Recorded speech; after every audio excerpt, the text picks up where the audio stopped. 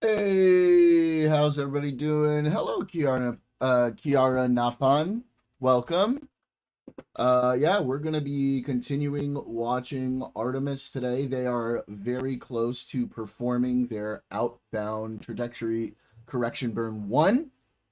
And we're gonna play some KSP while we're doing it because we are in big time space mood. Fun times, good times, awesome times. So yeah, let's go ahead and get into it. Trying to get my KSP to run in borderless full screen so it doesn't just minimize every time I click away, because that's been kind of annoying, and I think I might have it figured out. Using the launcher here, let's see if the settings took. It did, apparently, so let's see. Okay. Now, if I launch from the folder, will it run on my Steam? One of my saddest things is I probably have close to like 2,000 plus hours in this game, but because I'm always launching it out of CCAN, Steam doesn't record that playtime, so I don't get credit. So sad. Yeah, I don't get no Um, credit. how was yesterday, the event? It was awesome. Okay, it Tell us doesn't all about it. seem. Yeah, give me 1 second. Doesn't Yeah, seem to be I mean, we're patient. keeping the launcher settings when I launch from here. Is it loading my mods? It is. So let me do this. Oh, Let me try launching straight from the launcher. Okay. oh wow, Let's see how it goes. nothing. You're making such a mess. Should see my dog. Oh, food all over the floor. How did you manage that? It was on the plates. Um, Oh my god, you're insane.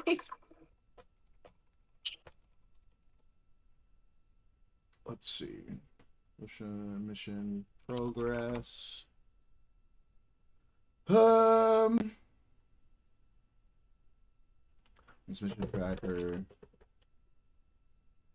Here we go. They don't have the OTC burn. OTC burn. They are about halfway between the Earth and the Moon right now. Look at that. How exciting. Goodness. Flyby in 3 days, 4 hours, 55 minutes. I will definitely cover the flyby. Oh, man, this is so amazing.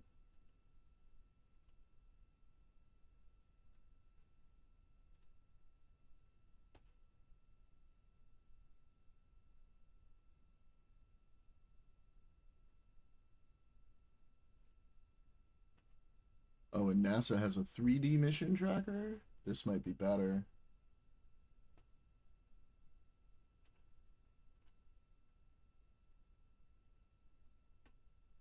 Uh,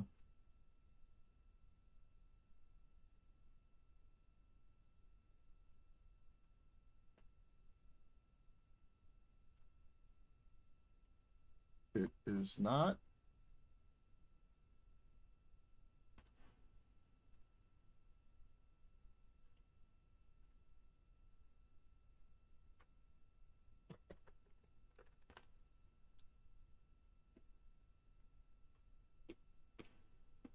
Hmm. What about us? Let's see.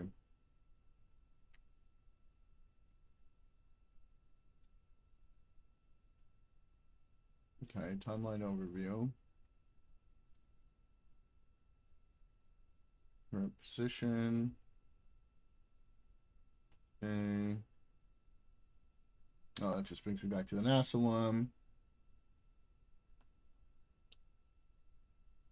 This seems like, I guess, like the best one, but it doesn't This is Artemis Mission Control. We are getting live views from the Orion spacecraft looking at It's not the showing moon, us the destination, adjustment and 4 buttons. astronauts living and working aboard the spacecraft. Again, the crew Well, that's woke up okay. at about 12 p.m. Central Time today. They entered their post-sleep period, conducted their cabin configurations and hygiene before moving into the daily planning conference, which just wrapped up about 10 minutes ago. We do intend to see great views of the crew throughout the day while working aboard Orion. However, one of the crew members is enjoying a daily family conference right now. So while they are speaking with their family, we do appreciate the opportunity to give them some privacy, and you are getting this great view of the moon, currently 156,440 miles away.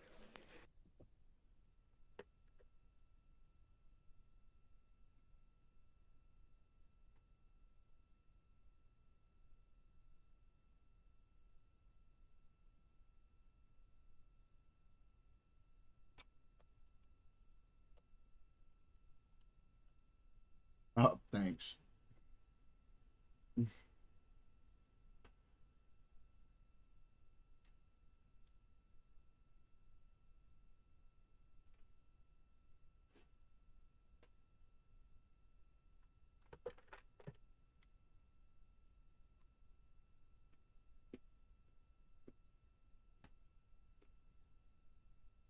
We should watch that NASA pole to pole video from CBS. We will, I think. I'm still trying to figure this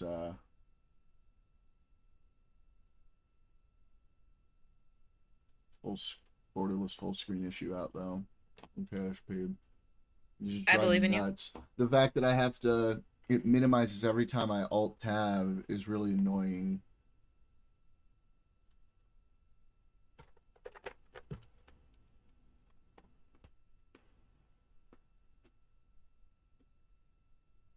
Would that just be a game control setting? Launch options, shortcuts, just use exe, makes a shortcut of the exe and put dash pop up window. I wonder, is there CCAN?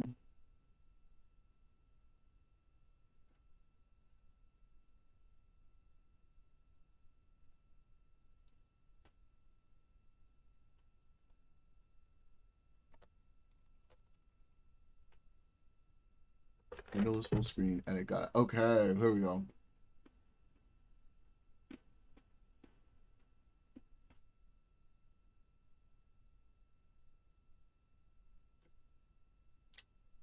KSP command line.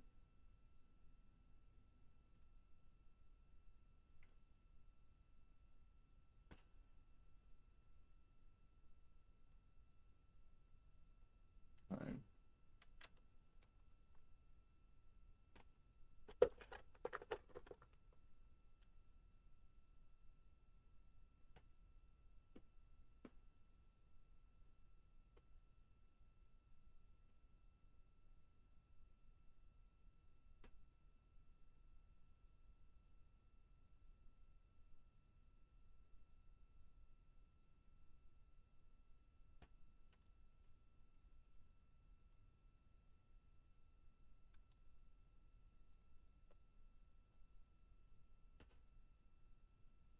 See if that does it.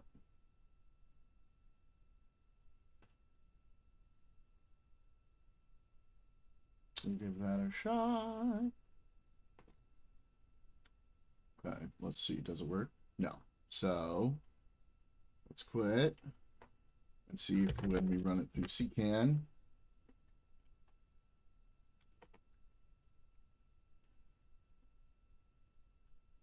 Give me what I want. Oh. Can I just add another one here? I wonder.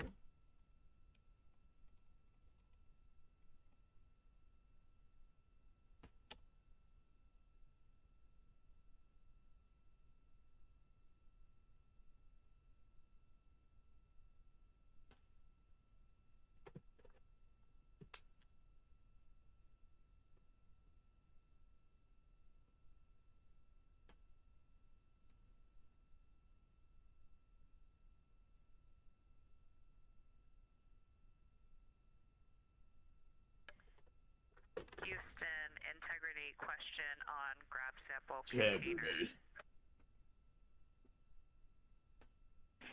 Christina, ready for your question? No. Thank you.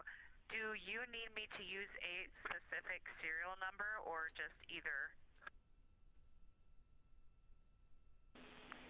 Either is fine. Thanks for checking. Oh. Okay. Copy, thank you. Okay, now I understand. This full screen option, the graphic settings must be disabled in order for this to work. Okay.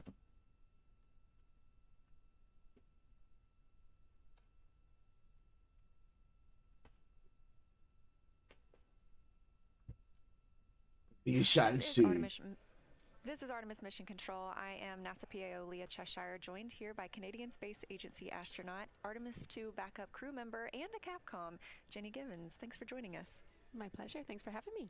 So I would love to know a little bit about your experience as a Canadian Space Agency astronaut. What has that journey been like for you? It has been overwhelmingly positive. I mean, I feel very lucky to be in the role that I'm Your in. Discord But it's cam just really the honor of my life to is work not missions like on, this. by the way. Seeing one of my Okay. dear, Canadian colleagues and my other Thanks. dear friends in space has been pretty phenomenal. So the past few days have been exceptional, but also just to be embedded here at NASA. I'm gonna as a come. Canadian astronaut. All We have right, an relax. excellent partnership and boots on the ground here at NASA, and I see every day really. I am relaxed now, I assure what you. you get when you have a shared mission and you work together, and we just have a really bright future. I feel very positive about being here. I agree. It's very exciting. So you've been training as an Artemis 2 backup crew member alongside the crew very closely. Can you tell us what that's been like? Yeah, absolutely. It's been a long road. So backup crew members, we're kind of in an interesting spot because we do all of the crew training, and it's a very developmental mission. It's very nascent, so we're still learning. We do a lot of developmental work and contribution. Right there alongside with the crew, there were 6 of us assigned to this mission, and 4 of us are up there now. So that's a joy to see. And as we approach the mission, my work really transitioned to support. So what can I do to get these guys safely off the ground? Andre and I both worked as astronaut support people. You saw Dre strap our crew into the capsule, which was very cool. And now I have the pleasure of sitting the Capcom console. So supporting them with my training and knowing what they know, and I have a lot of joy every day I see them up there. So it's been great. Fantastic. And you mentioned the Capcom console, so you are going to be our Capcom, our capsule communicator during lunar flyby.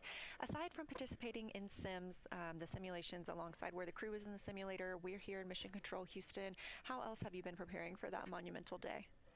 I have had the pleasure of working very, very closely with our science console. So for Flyby, we'll have Kelsey Young in there. She is a phenomenal geologist, along with many of our other science support people, and they really have been training us about how to observe the moon in a way that's accurate and helpful, but also just beautiful. Like, imagine what these crew are going to see.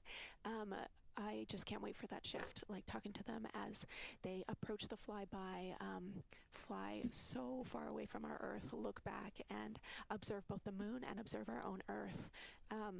It's just an honor to share that milestone with them. So there's 3 OTCs, interesting. Geologists, which also has been a joy, and my own preparations about how I just want to share this with the world. I want people to be really proud when they see our crew do this and see themselves in the words that they share. And 3 RTCs. So excited. I am counting down the hours. In fact, we are 3 days, 3 hours, and 49 minutes into the beginning of lunar flyby.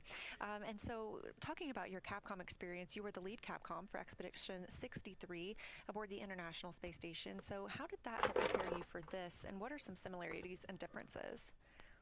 Absolutely. Well, flying the ISS is obviously, you have a lot of the same roles here in Mission Control, but it's very different. This is a very small ship. We have our crew totally plugged into what's happening all the time, a very defined mission and a much shorter mission. So I would say it's much busier.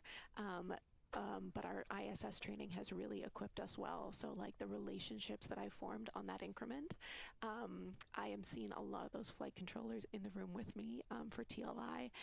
We had the same INCO or like comms controller here. That was a joy. So really relying on the relationships that I formed earlier, that's just paid dividends and has been so positive to see those people shine in their roles.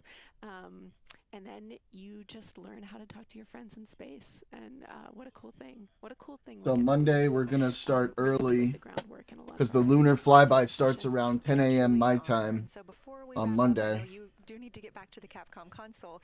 Do you have any parting words? Anyone you'd like to give a shout out to here?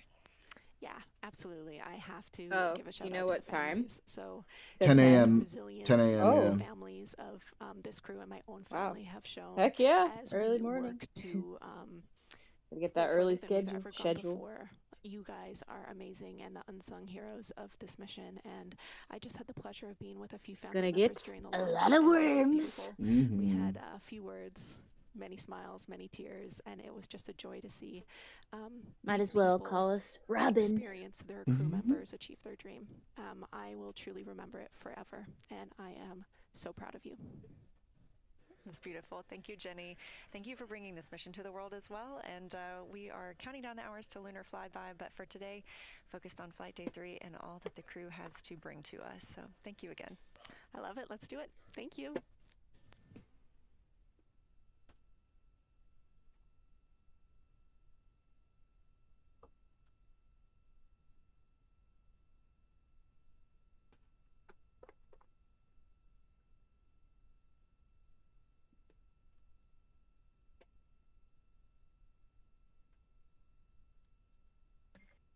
Houston Integrity, we had a Yeah, great everybody. PFC on board, and we are ready for the burn conference.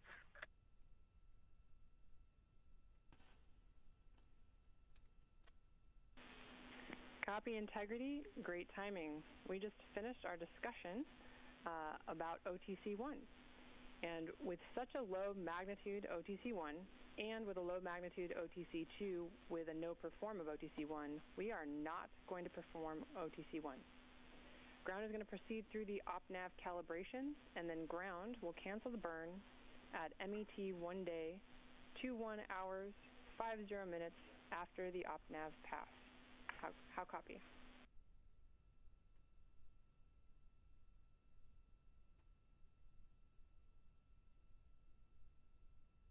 If it's working now. We copy snow day, and understand the time is about an hour and 10 minutes from now when you're going to cancel.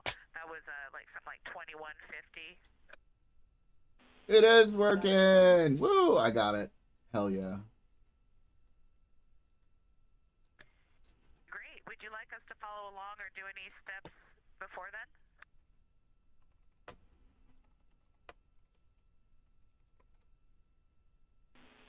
No crew action or monitoring required today.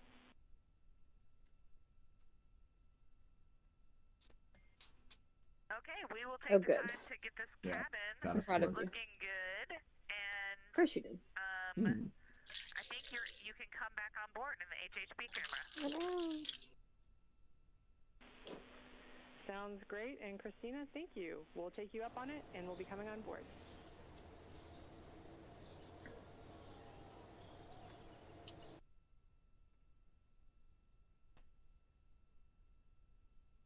This is Artemis Mission Control, 1 day, 20 hours, and 43 minutes mission elapsed time into the first flight of humans aboard the Orion spacecraft, NASA's Artemis II mission. As you heard that call from the ground to the crew living and working aboard Orion, we will not be executing the outbound trajectory correction burn today. The burn was so small and our trajectory is so precise after the translunar injection burn yesterday at 6:49 p.m. Central Time. There is simply not a need for that OTC-1 burn up the today. dose of the meds for We this were targeting move. 5:49 p.m. Central this afternoon for that burn, but as you heard from the ground, they will be the ones sending that cancellation, and therefore the crew will not need to take an action, and as Christina Cook calls it, have a snow day.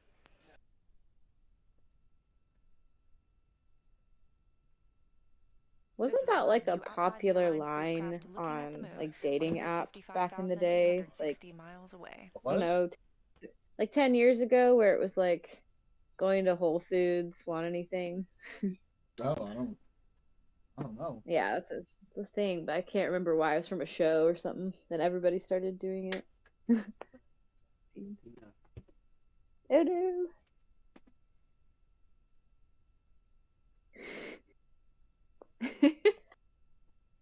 You're such a mess.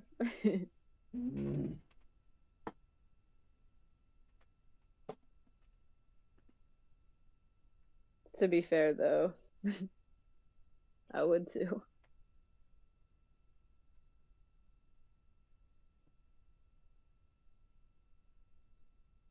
Oh.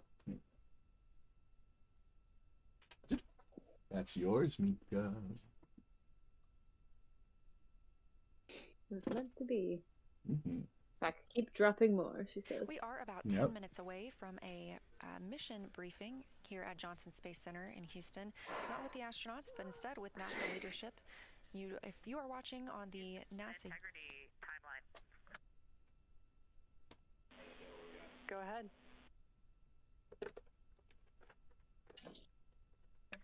Hey, Chris. Reed is complete with his EMER mass deploy for the space I have too many clothing. And we have a question about the PCD-4 when convenient. I'd also be ready to do the trash mini conference when convenient. And before we act on either of those, Reed has something for you regarding his PWD activity. Neighbor, Monday morning, We're ready. 10 a.m. I'm going to be streaming early because that is around when the lunar flyby is supposed to start. iPhone, on an HDP camera, or just whatever? Are you going to download that later? You're not looking to download it today?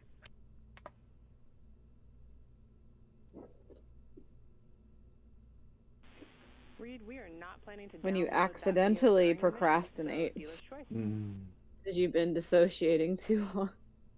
Okay, awesome. Thank you. Oops. That's Commander Reed Wiseman Well, calling down about live by the timelined seat of your activity pants. for the That's what crew I've always today. done. The I'm still PWD here. stands for Portable Water On to the Dispenser. third decade or whatever.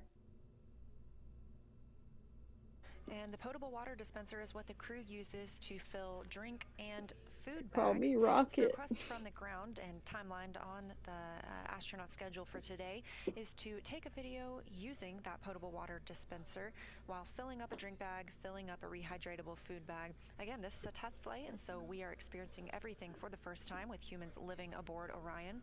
So this video will be reviewed by the teams on the ground after the mission.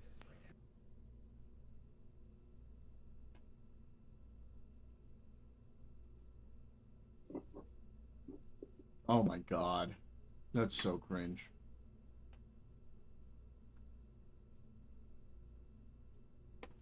Jesus, neighbor. What did he do? Did you see me yesterday at Tiny's event? I was on camera like the whole time, but Yeah, I told you to scoot over. I was. So, like, not the whole time.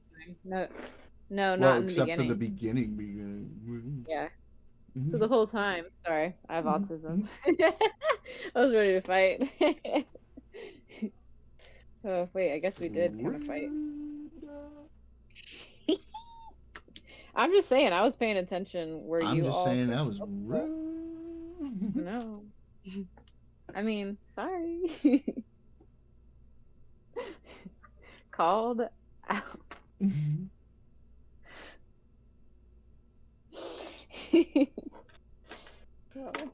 Let's see. Again, we are about 7 minutes away But from no foul, no harm. news conference here at Johnson Space Center Over in 30 Houston, parts? Texas. Oh, no. And if you're watching this live stream on NASA's YouTube, you won't need to go anywhere to tune into that news conference. However, if you want to continue watching this mission coverage, we do have a second stream of views available on She'll post a NASA's sunset YouTube, with a so quote about how this she's an back independent out woman and of don't need a this man. stream, Bro! other one. And we will continue providing views of the crew and commentary here in Artemis Mission Control. 225,000 bones.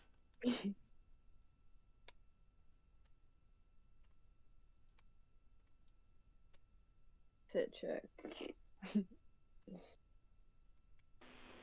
Integrity, Houston, just let us know, Christina, when you are ready for PCD4 talk and the mini trash conference. I can't we'll just be believe here standing by. I have so many clothes.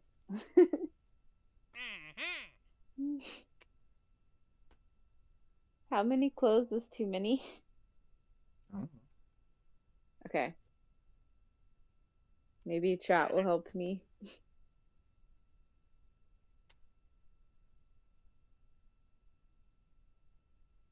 I mean, it's probably good to have a week's worth.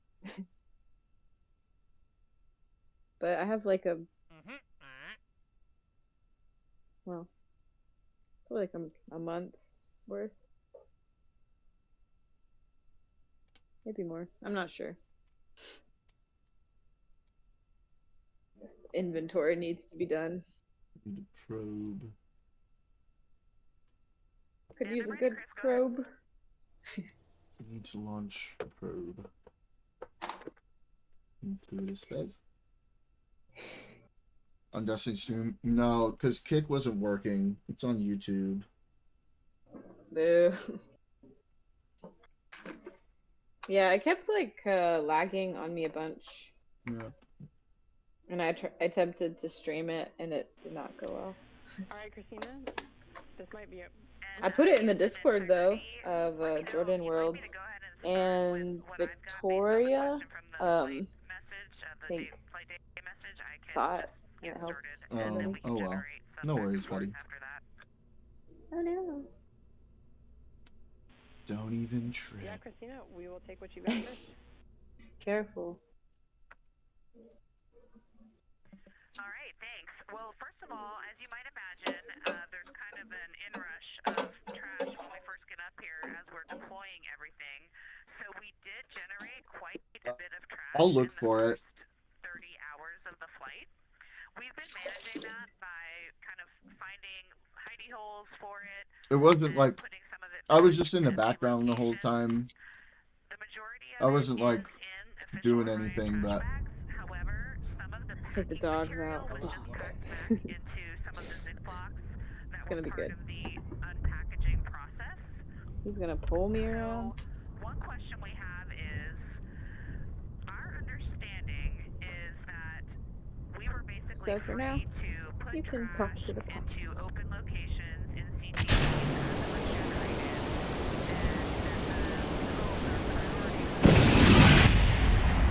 okay. e-lockers. We haven't really opened up much space in Well, they'll CTV release here, it, like, there aren't you know, any when they're fully done empty CTVs editing. to It was monitor an Unfuck what's America with thing, so trash. they'll do it. So our ask is, do you have a recommendation for where we should start prioritizing putting the Orion trash bags as we generate them, and potentially Oh, what the fuck happened here? to consolidate Yeah, some that's not stowage right. so that we can designate a CTV Yeah. that's all for trash? I did. And it was cool. He gave me some advice. We talked about stuff. We drove him to his next destination. There wasn't really a good time to be like, hey, maybe you can give me like a shot to do a thing, but it was still cool, you know? It was still really cool and very useful. And now he knows who I am. I got to meet IRI as well, talk with him a bit, so now he knows who I am. Oh, so they know So- your the stream name and everything? I don't know if they know my stream name. They know my face, though, at least. Yeah. But there were people around there who know my stream name. Okay. But we have some That's items good. to And take he out. was like, try to get on like, Location will be locker you know, B, WIC panels and bag stuff like 1, that. And no label. so if I start like, We'll put a couple of items, you I'll know, get those going placed after for that, us. which I think I will, because I know Llama and Cinderella and I have talked about doing that. Yeah, friends. If I start Camaraderie. popping up on those, you know, they'll start to, That sounds great, and that will cover the loose trash that we have right now on board. We have about Well-deserved 4 bags altogether, exposure. yeah, I and guess we I found do. a home for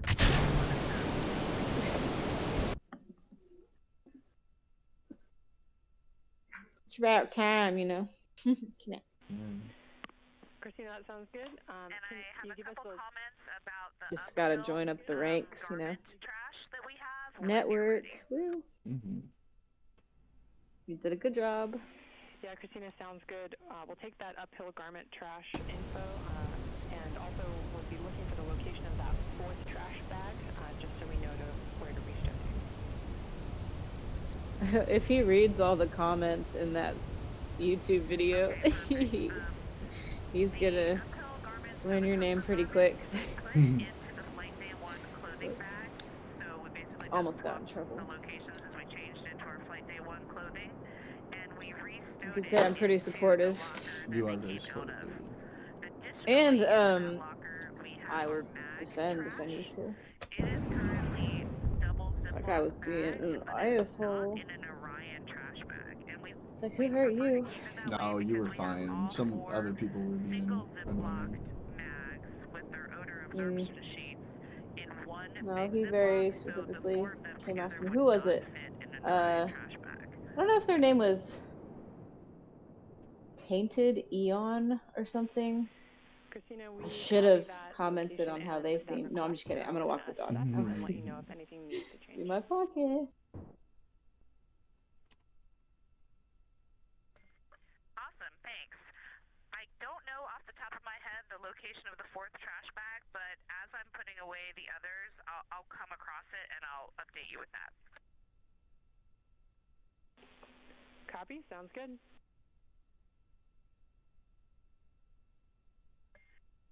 Another question when you're ready.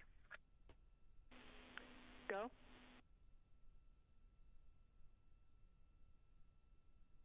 For all of the packing material, this would include clamshells, bubble wrap, Ziplocs, and regular Ziplocs. We basically feel like our training was that we didn't necessarily need to keep the regular Ziplocs, but that it would be good to keep clamshells or any designated unique Ziplocs that are padded for restow. So wanted to double check this understanding and get any guidance if we should do it differently. But again, what we're doing is keeping clamshells, keeping any unique bubble wrap Ziplocs. We're keeping them. Apologies to interrupt the crew aboard the Orion spacecraft, but if you are watching on NASA's YouTube, stay tuned. We are expecting our news conference to begin momentarily.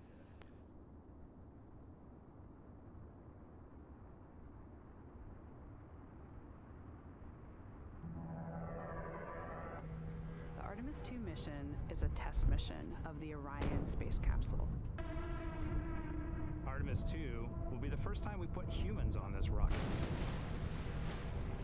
We're going back to the moon because it's the next step in our journey to Mars. Love hearing that. We were Gotta go to always Mars. going to the moon. Pushing ourselves to explore is just core to who we are. That's a part of being a human. And lift off. We shall return. Continuing to test out every bit of Orion. Coming back to Earth, 7 miles a second. When humanity sets big goals, we can bring together genius from around the world. You have the best people on planet Earth putting this vehicle together. That's what's up. To innovate for the benefit of humanity and to inspire the world through discovery. And here we go.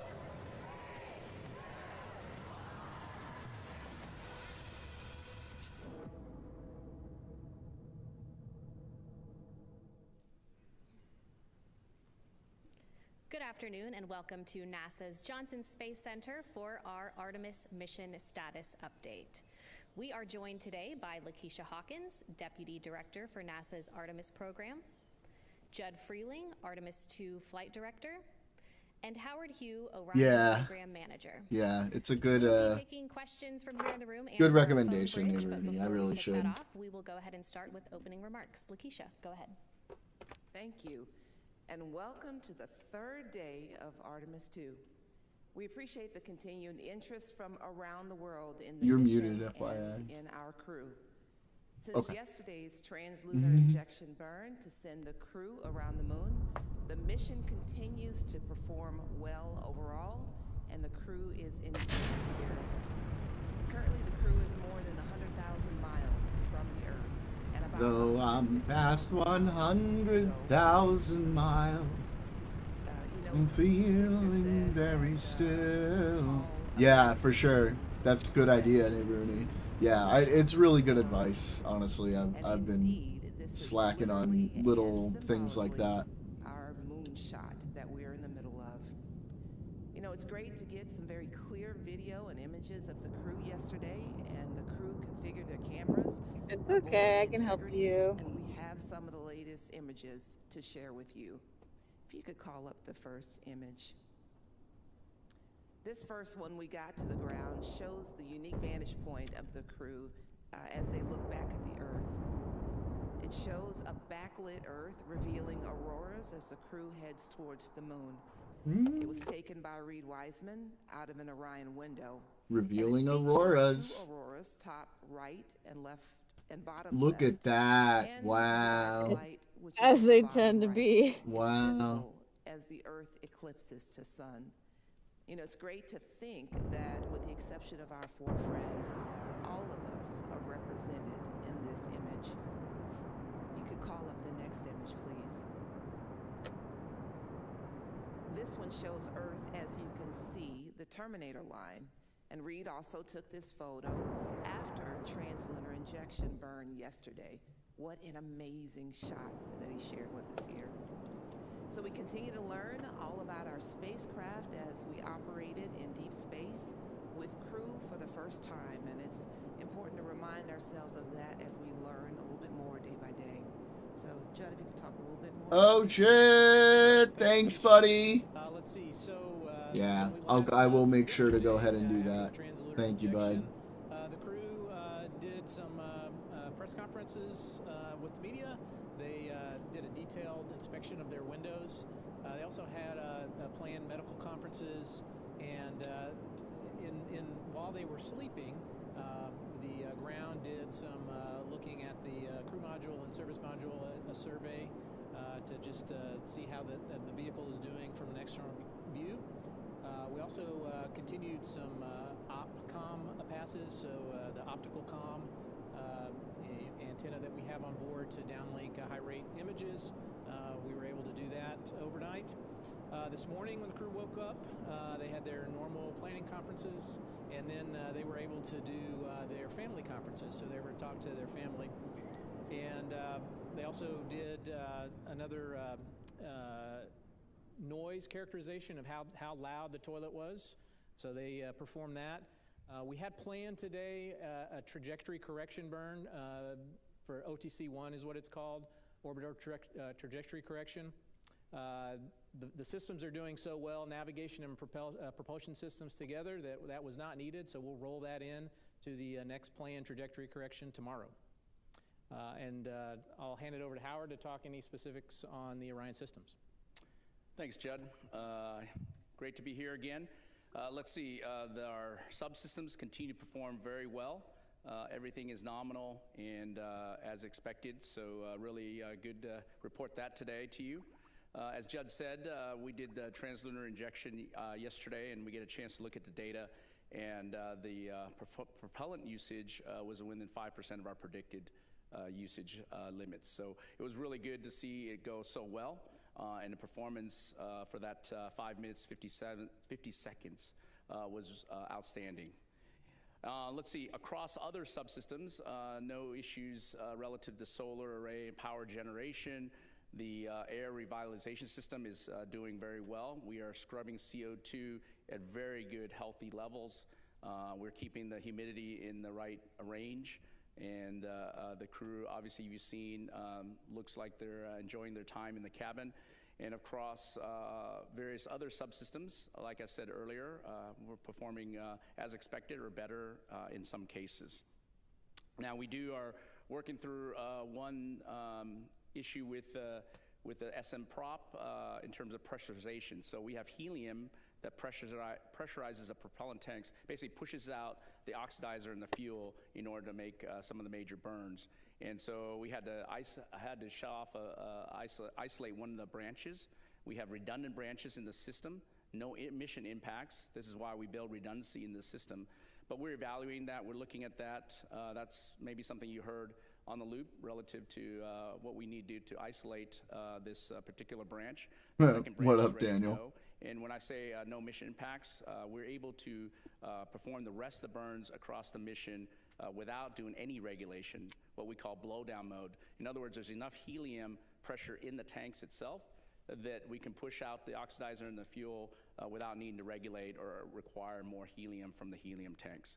So overall, our redundant capabilities are providing the coverage that we need as we move across the mission. Let's see. Yesterday also, I think somebody asked this question, but the crew was able to exercise.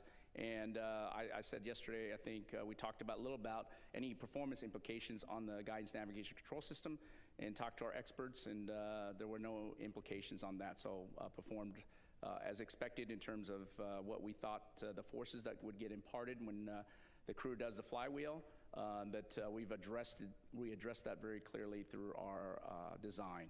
And I'm happy to see that performance held up very well. Let's see, I have, I guess, my own couple images that Lakeisha showed you some, and I have a couple of my favorites. So the first one is just awesome to see from our spaceship. Out the window, our beautiful home planet, the Earth. I believe Reed took this picture, and it just brings a lot of great emotion to me, and to see that picture being taken. I know there's a lot of other pictures that we're going to see that are just going to be outstanding and fantastic to be able to enjoy. And then the second one, I had not seen the crew in a while. I've obviously heard them, but to see them in the interview, I do believe that I think Jeremy is too comfortable that way. I'm not sure he's working that hard, so I'm going to have to check to see if he's doing anything more than just laying there on the side here. But great to see the crew, great to see their smiling faces, and hear them talk about their experience. So you can't blame me anymore. So well, and I can't wait to talk to them when they land home back Earth. It was a close one, And, Daniel. I'm glad they got it done. You would have been, that would have fallen on you. Q&A session. If you're in the room, please raise your hand if you have any questions, and if you're on our phone bridge, please press *1. We'll start right here with Mark in the back. Hey, hello everyone. Good to see you all again. Mark Strassman with CBS. John, I want to ask you a question, if it's okay. There are millions of Americans, unlike people in this room, who are just catching up with the fact that there's a moonshot going on this week. Who knew? So I want to just sort of scoot ahead to Monday's milestone, the lunar flyby. Why does it matter? What do you hope to get out of it? So it matters because, the whole point is to go back to the moon. The whole point of this mission is a campaign to get back to the moon. And the being able to see with human eyes the lunar surface is a huge milestone, right? And that just articulates the point, that we're going back to the moon. We're going to stay there, right? And so this is the first step towards that. We'll obviously build upon that. We'll get eyes on the moon, kind of map it out, and then continue to go back and in force. Yeah, I think maybe I'll go next. I think for us, I'll just touch or follow on what Judd said, which is the building blocks. We're building a transportation system. And to have a reliable and robust transportation system, you need to test flight the transportation system. And I think that's really important. We've demonstrated on Artemis 1 with uncrewed capability. We've added a very important aspect of it, which is the crewed capability, and that crewed capability enables us to really understand how, when we have people in the cabin, how the systems operate and adjustments we need to make. You hear a lot of these kinds of things that over the loop, minor adjustments we need to do. Certainly engineering expertise and the design we put in has a certain understanding, but until you put people in the mix and you operate it and really understand what you need to do to operate in this kind of environment, you don't get that until you're in that environment. So I think that's really important. Yeah, part of what we're doing is the technical aspects and what we are learning from taking ourselves around the moon. The other part, obviously, is what you talked about, which is capturing the imagination of people, right? And we have far more engagement than we had hoped to have, and we hope that it will increase as we continue to take further and further steps into this mission. Okay, we'll take our next question here in the front, and then Eric next. Hi, Mark Kirkman with NSF. This is probably for both Judd and Howard. I'm very fascinated, we just saw some imagery of the waste dump, and I'm very fascinated with the prediction of needing the correction burns versus what's going to be the reality. I was wondering, because there's so little available material on this on the subsystems, at least publicly available material. Can you summarize the things other than the waste dump that would affect or perturb the trajectory? What vents off of this vehicle as opposed to what we know from shuttle like vest dumps and stuff like that? And were you surprised that you didn't need this burn? Are we tighter in the prediction than is the reality tighter than the prediction was so far? Yeah, so two parts to that question.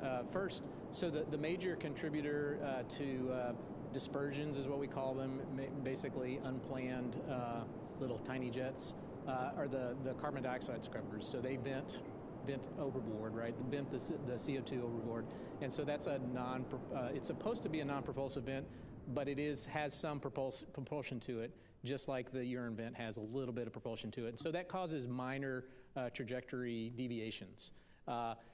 Were we surprised that the orbiter correction or the trajectory correction was a no-burn? No, not at all. I mean, it's well within bounds. What happens really is we have a threshold by which if the required correction is low enough, that means that our fidelity on our lowest thrusting jets, our reaction control system, it's just not worth it, right? And so we'll just build up more errors and fix it on the next trajectory correction burn. I think it's really good to see that we don't need these minor correction burns. It shows that our navigation performance and our ability to get ranging has been outstanding, and that these venting things, whether it's wastewater or the life support CO2 venting, doesn't cause the disturbances that are greater than what we would expect in terms of our performance. And I believe, I think we might have skipped maybe two. I know we skipped one correction burn on Artemis 1 already. And so it's not unexpected. And so the flight control team gets an opportunity to determine when the delta V is very small, whether we actually need to execute that burn or not. Okay, Eric, go ahead. Eric Berger, Ars Technica. Yesterday, Howard, you made a comment about you wanted a little more humidity in the capsule, I think during the briefing, which as a Houston resident is always kind of funny to hear. But just now you mentioned that the humidity level was up and good. And maybe you could just talk about sort of the comfort in the cabin. I think there have been some questions about temperature. So kind of what temperature swings and what's the ambient temperature and sort of crew cabin comfort level? Yeah, I'll let Judd start with the crew cabin temperature and I can follow up. Why don't we try that? Yeah, so we had a cabin temperature that was in the mid 70s when we first got on orbit, and then we turned off some of the shell heaters, and the temperature dropped around about 65 degrees or so, and then we understood that the crew was not comfortable at 65 degrees, so we turned some of those shell heaters on. We lowered some cabin fan speeds to try to adjust that, and we've gotten it up into the low 70s, mid 70s right now. And as far as humidity, I think Howard mentioned this yesterday, but the carbon dioxide scrubbers really actually want some, a good amount of humidity so that they work effectively. Yeah, so I'll answer, we've got a lot of different kind of knobs to turn to enable the comfort level or temperature changes. For example, the pressure vessel heaters that Judd's talking about, we can go up to 85 degrees. We're not anywhere close to that yet. So that's one knob, and we have other things where we could slow down the coolant loop speed as well in terms of how we trade the heat or the coolant that's necessary to go into the cabin as well. So a lot of different options are available. And overall, keeping a steady state relative to humidity in the cabin allows us to make sure we get good readings also from the CO2 and the CO2 scrubbing associated with that humidity. I do want to remind us, though, that this is a part of what we want to do. We want an opportunity to be able to exercise these knobs that Howard is referring to so that we have a good characterization of the system going forward. We understand the capability of the spacecraft and its systems. This is what we want. Okay, we'll take our next question right here. Thank you, Mark Carreau with Aviation Week in Space Technology. I wanted to refer back to the external survey you did with solar array cameras of the Orion and the service module, just to see if you saw anything initially of concern that would have been damage to the exteriors, or it looks good.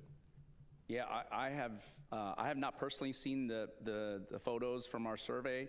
I did watch it a little bit on TV as well, but I have not heard anything that we're concerned about, Mark. I think we will continue to go to fine detail and look at the pictures.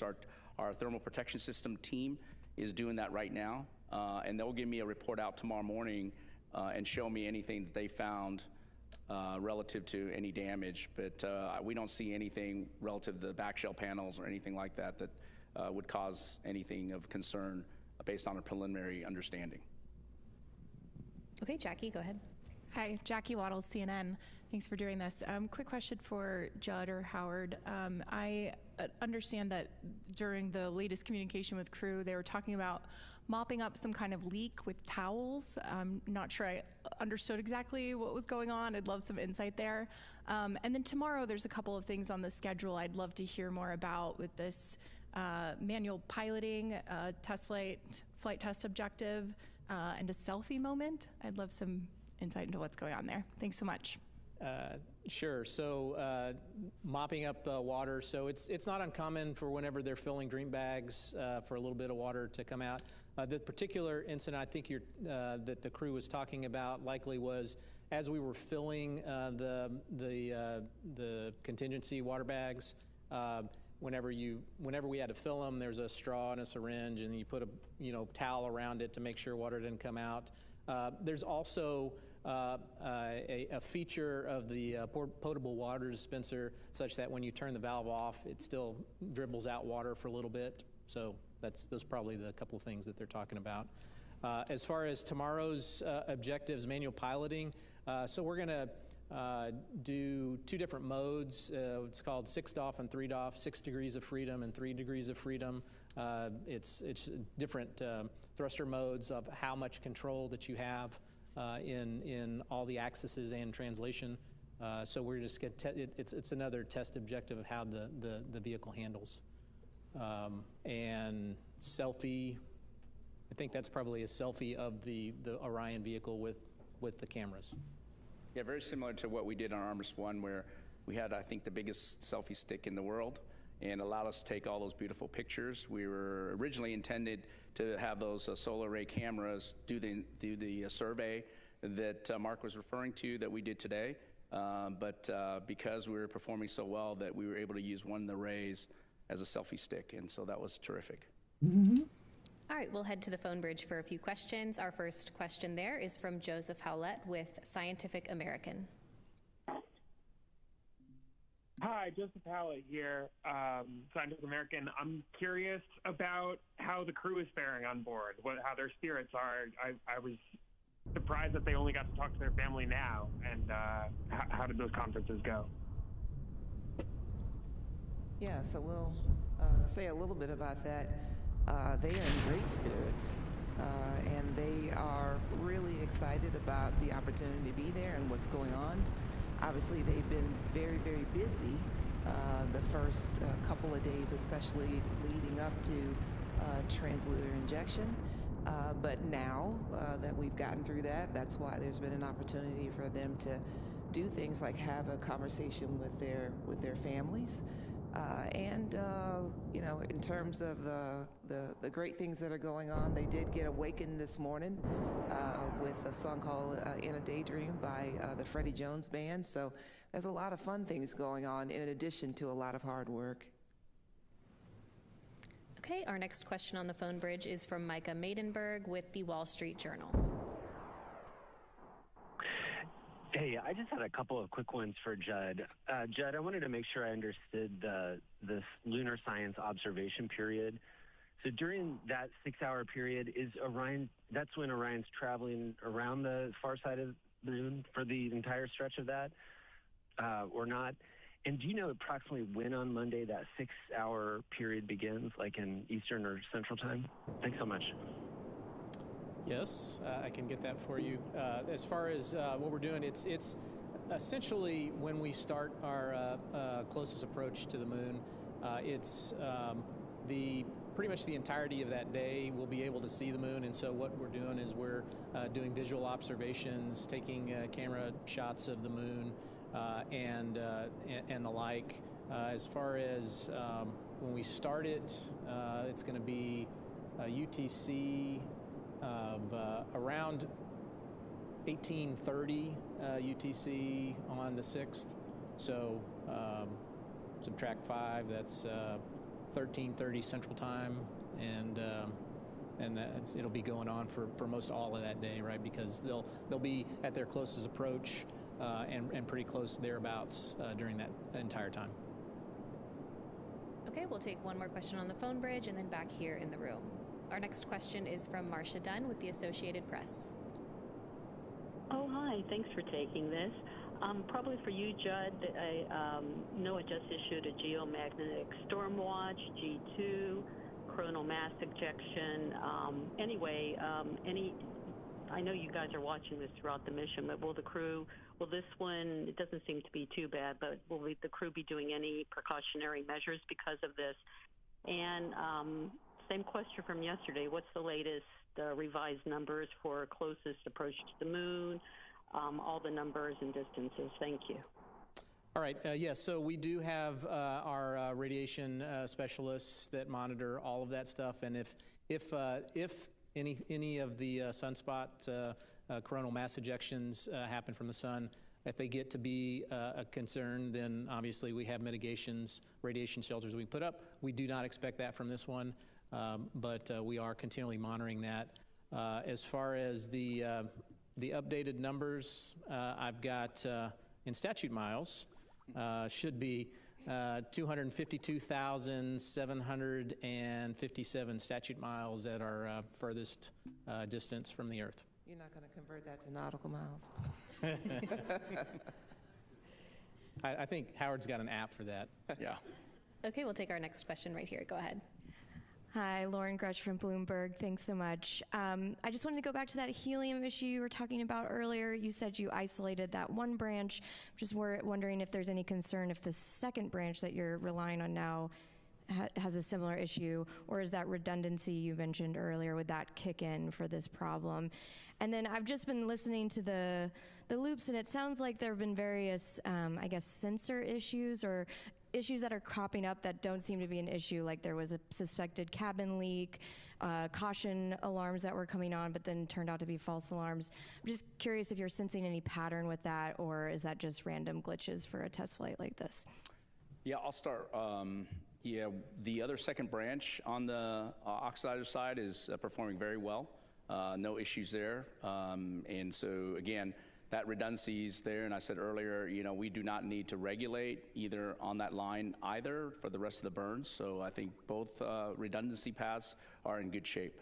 I would say, and I'll let Judd maybe talk some specifics. In general, Lakeisha said earlier, we're learning from this vehicle, and the caution warnings are based on limits, and those limits are established jointly with the engineering team and the flight operations team. However, we have to operate in the environment. We have to, account for variations. And so I think sometimes we don't get it fully right. And when we don't, we correct it, and we'll make adjustments real time where we can. And if we need to, we'll make adjustments for the future as well once we get all the data. So I think all those things are part of the learning that we're doing. The leering. And certainly good to keep the team on their toes. All the leering that we're doing. Making sure that we're not only watching the systems very carefully, but we understand what the system is telling us, and we're adjusting based on what we understand from the data. Yeah, and I'll add to that. So it's important to remember on Artemis 1, we didn't have a caution and warning system.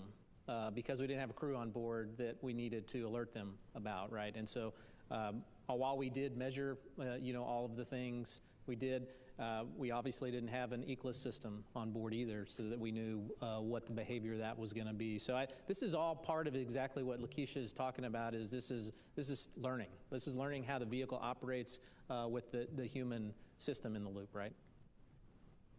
Okay, we'll go to Bill next. Hi, Bill Harwood with CBS News.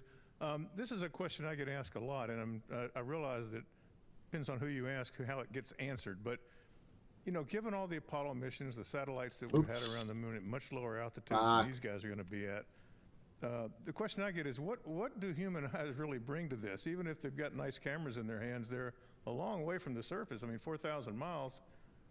What is this bringing that we don't already have from satellites and past missions? And I'm not saying that as a devil's advocate. I'm curious how you frame that in terms of the priorities of the mission. Thanks. You want me to go first? I could start, yeah. So my understanding, talking with the scientists, is that your eyes, the human eyes, can resolve details much better than taking a picture and then looking at the picture, even with a telephoto lens. And so that observation that the scientists are looking for is really what's key. Even from as far as away as you mentioned, 4,000 miles, there are still things that the human eye can pick up with granularity that are important to the science community. Now, I can't talk about what those specific things that the science community is looking for, but that's my understanding. Yeah, I think I'll try to maybe repeat what I said earlier. When I tell people this, and it's really purely from a spacecraft side, when we talk about wanting to have a moon base, wanting to have people on the surface of the moon or other planets, you need a way to transport people safely to that particular domain. And to me, it's very important that we do everything we can to understand and provide that capability in a robust and reliable way. And you have to walk before you can run.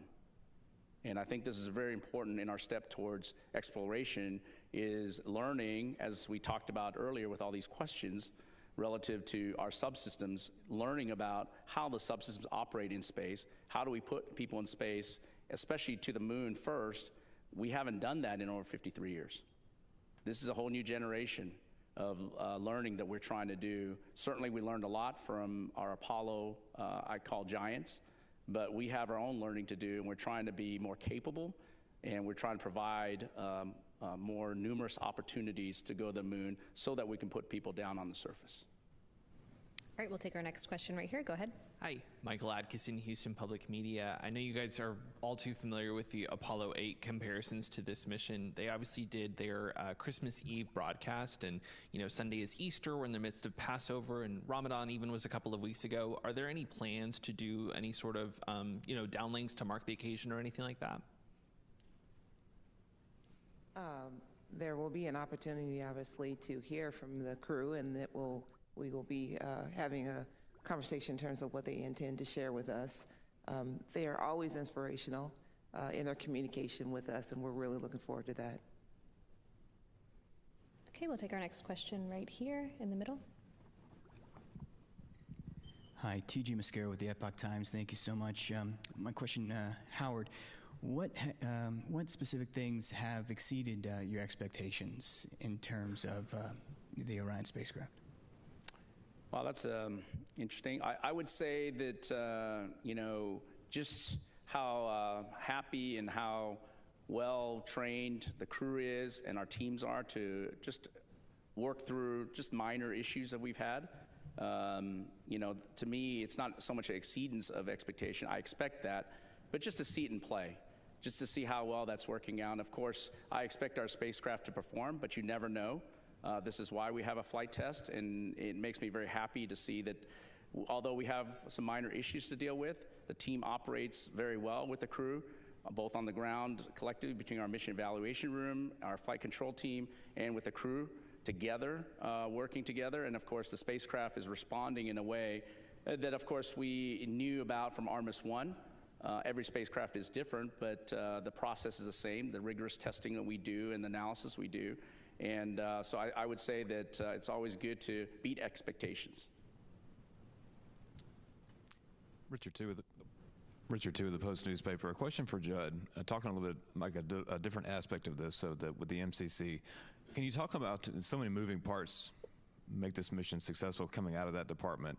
What's the tone and the consensus of the controllers, the directors, as they see this mission transpire, and what are they thinking as far as how things are going so far in the mission? So my sense is that there's a lot of people that are very excited, right? And excited not only for the overall general, objective that we're going back to the moon, but also just from, there's a lot of time that people have invested in training for this mission, developing the mission, being able to work well with all of the teams together, and to see that come together. I think there's a lot of excitement there, and it shows. Going off that question, just curious, the technology's changed so much in mission control from the Apollo days to Artemis. Is there anything that you all have learned during this mission? Have you made any changes in mission control? We see the astronauts are making changes on the fly. I'm just curious to know if any changes are being made in mission control as well. Yeah, I mean, I think you hear it in all Wow, of the Mabaruni was feeling generous. funnies we see Very with generous, sensors, the way they behave, Cute, love it. the way Thank the you. systems Yeah, behave. it's very sweet. That means that we are all Yeah, reacting I'll to keep that, trying and to we do are that developing too. on the fly You guys are different amazing. ways Thank you. than we originally thought how we would operate the vehicle, and so that is always an Well, iterative you're process, amazing. right? And Oh, I think you're seeing demonstration of that in real time, and that we're iterating on not only learning about the vehicle, but also how to iteratively operate the vehicle. Learning about the vehicle. Okay, we'll take another question right here in the room. Yeah, hi, Beverly Casillas for Space Scout. Thanks again for doing this. Two quick questions. The first one, so we heard that the optical communications demo is already being used to downlink some imagery from the spacecraft. It sounds like that happened overnight. Are there any plans to potentially do any transmission of live video during the mission? And is that something we would get to see, if so? And then a second question, because it sounds like Orion's maneuvering has been really precise during the mission so far, what are you hoping to learn during this mission about guidance and navigation and PNT in the lunar environment? And is there anything that you're kind of already learning about that process? Thanks. So I'll take the first part. For optical comm, the way the trajectory is set up, unfortunately, the only passes that we have with Goldstone are when the crew is asleep. And so anything that we have downlinked would be just video that you're already kind of seeing, higher resolution of the spacecraft looking back at either the moon or the Earth. And so from that purposes, we're really going to just use it for high-res video downlink. And then your second question. I think I'll take the. Yeah, why don't you take that? Yeah. Can you repeat your second question? I think you said something. Correct my ears. Guidance, navigation, control. So. Yeah. Can you yes. repeat that, please? Yeah, I was just saying, because we've seen how precise the kind of trajectory planning has already been with, not needing to do this correction burn, have you been having any learnings already about navigation and PNT with the Orion spacecraft and like ground systems during this mission? And is there anything at the moon that you're also hoping to kind of learn and experience on that front? So, we're using very traditional navigation instruments, so star trackers, the inertial measuring units I talked about yesterday. I think those are, we expect them to be precise. They're tried and true navigation instruments or sensors that are on a lot of spacecraft across the board. I think one of the things that we may have not talked about a lot is we have a capability on Orion to navigate without ground comm. And that's the optical comm system, optical navigation system. And that's a camera-based system that gives you a really good enough navigation knowledge, to be able to return the crew home and perform the mission. And so that's something that's a new capability that we're very interested in. I know the navigation team is certainly very interested. We did do some testing on Artemis 1, and we learned a lot from that. We'll learn a lot from this, because it basically takes pictures and translate that size of the moon or the Earth, depending on which way you're pointed, and gives you navigation knowledge from that. So again, that's a tool that we expect, and of course, as an old controls guy, control systems, ability to have good latency. Hello there, or no Goldilocks. latency, potentially, and ability to fire the jets when you need them, the combination jets you need them, Oh, based hi on there. your offset How you center of doing? gravity, Ni hao, Aurora. and where you are in terms of your mass properties, are really great knowledge across the board. Like in the dog. Hey, hi, Jordan, هون بدك A lot of dispersions, as Judd's talked about previously. طيب And ماشي. of course, My when brother we says hi. encounter those Hey, calm dispersions, down. being I know able you're to excited. control our spacecraft. No, you through guys them always is think really it's that way. important It's as well. not. So all that we'll be learning. We will learn a lot, even though we have very good instruments even though we know we have good control laws, we've implemented algorithms. No, not every mission Goldie is Guts. a He great said learning Baldy event, Lot. and it's really great to see that the precision of Yeah, call him what we've Goldilocks. been is being replicated on orbit. I might call him Jared Kushner. In addition, as good as the sensors are on Orion, we still even have worse. to do ranging of the Why? Because he's such a piece of shit. knowledge every once in a while. And so, Me? As a lesson No, learned Jared from Artemis Kushner. 1, we have a new set of suite Who the of fuck is tools Jared on the Kushner ground anyway? that are able to Donald Trump's process that ranging son, data. who's and also like to hopefully what we're hoping to learn is to back out all of up in those, like a lot you of know, the reason why minor dispersions Israel's from, been a bit crazy. non-propulsive events that are a little bit propulsive, Yeah. So that we understand Son-in-law, and true. can characterize all of the error sources of the navigation state. Okay, we'll take another question here in the room, and then we'll go back to our phone. I gotta Also go the study reason with we my. bundled COVID. Malik with Space.com, I think, for Judd. I gotta There go was study with my discussion friend. I'll see yesterday you all about later. how All right, see you, I buddy. miss you. Good job. was a big change of Alright, pace. I miss you, Aurora. You are the best. You are the after sweetest the person first ever, kind of bro. action-packed She couple really of You're the days. best. And I'm really curious how, I know they had CPR done. Yeah, they I'm had, gay. Lunar science preps today, how that change has gone. Yeah, me and too. then I know that tomorrow they've got some scheduled time, at least 20 minutes, to take photos How of celestial rude. bodies. And I'm just curious if it's not Big the brother Earth and the moon, energy of what his. else might they Come be on. taking pictures of out the window Get in out of their the personal bush. time there? Thanks. Yeah, I mean, I think you probably saw in some of the videos Okay, the crew you've done that like 3 has a lot times. more time on their hands than they did in the first days. We were able to present them to you and have them talk to the media. As far as the pace, yeah, I think you can probably tell from the downlinks that the pace is quite different than it was the first couple of days. As far as celestial, I mean, they're taking pictures of stars and moon and sun, right? So anything they can see that is of interest. Okay, we'll head back over to our phone bridge. Our next question is from David Denault with About Space Today News. Go ahead. I need to do a follow-up regarding the cabin temperatures. Has NASA determined a desired temperature and a desired humidity, and is there any relationship to that with the carbon dioxide? As far as the desired cabin temperature, that is up to crew discretion, right? And so we're simply going off of what feels best to them as a consensus for the 4 members of the crew members. Humidity, we have to have some amount of humidity. I think we mentioned earlier for the carbon dioxide, we don't want it to be Arizona dry, I think is the term to use. We certainly want, but obviously the crew doesn't want it to be Houston humid either, right? So. Yeah, that's about right. Yeah. About 70s and about 25%, somewhere around there. Yep. Yep, they're comfortable. Okay, we'll take another question from our phone bridge. Our next one is from Allison McGraw. Go ahead.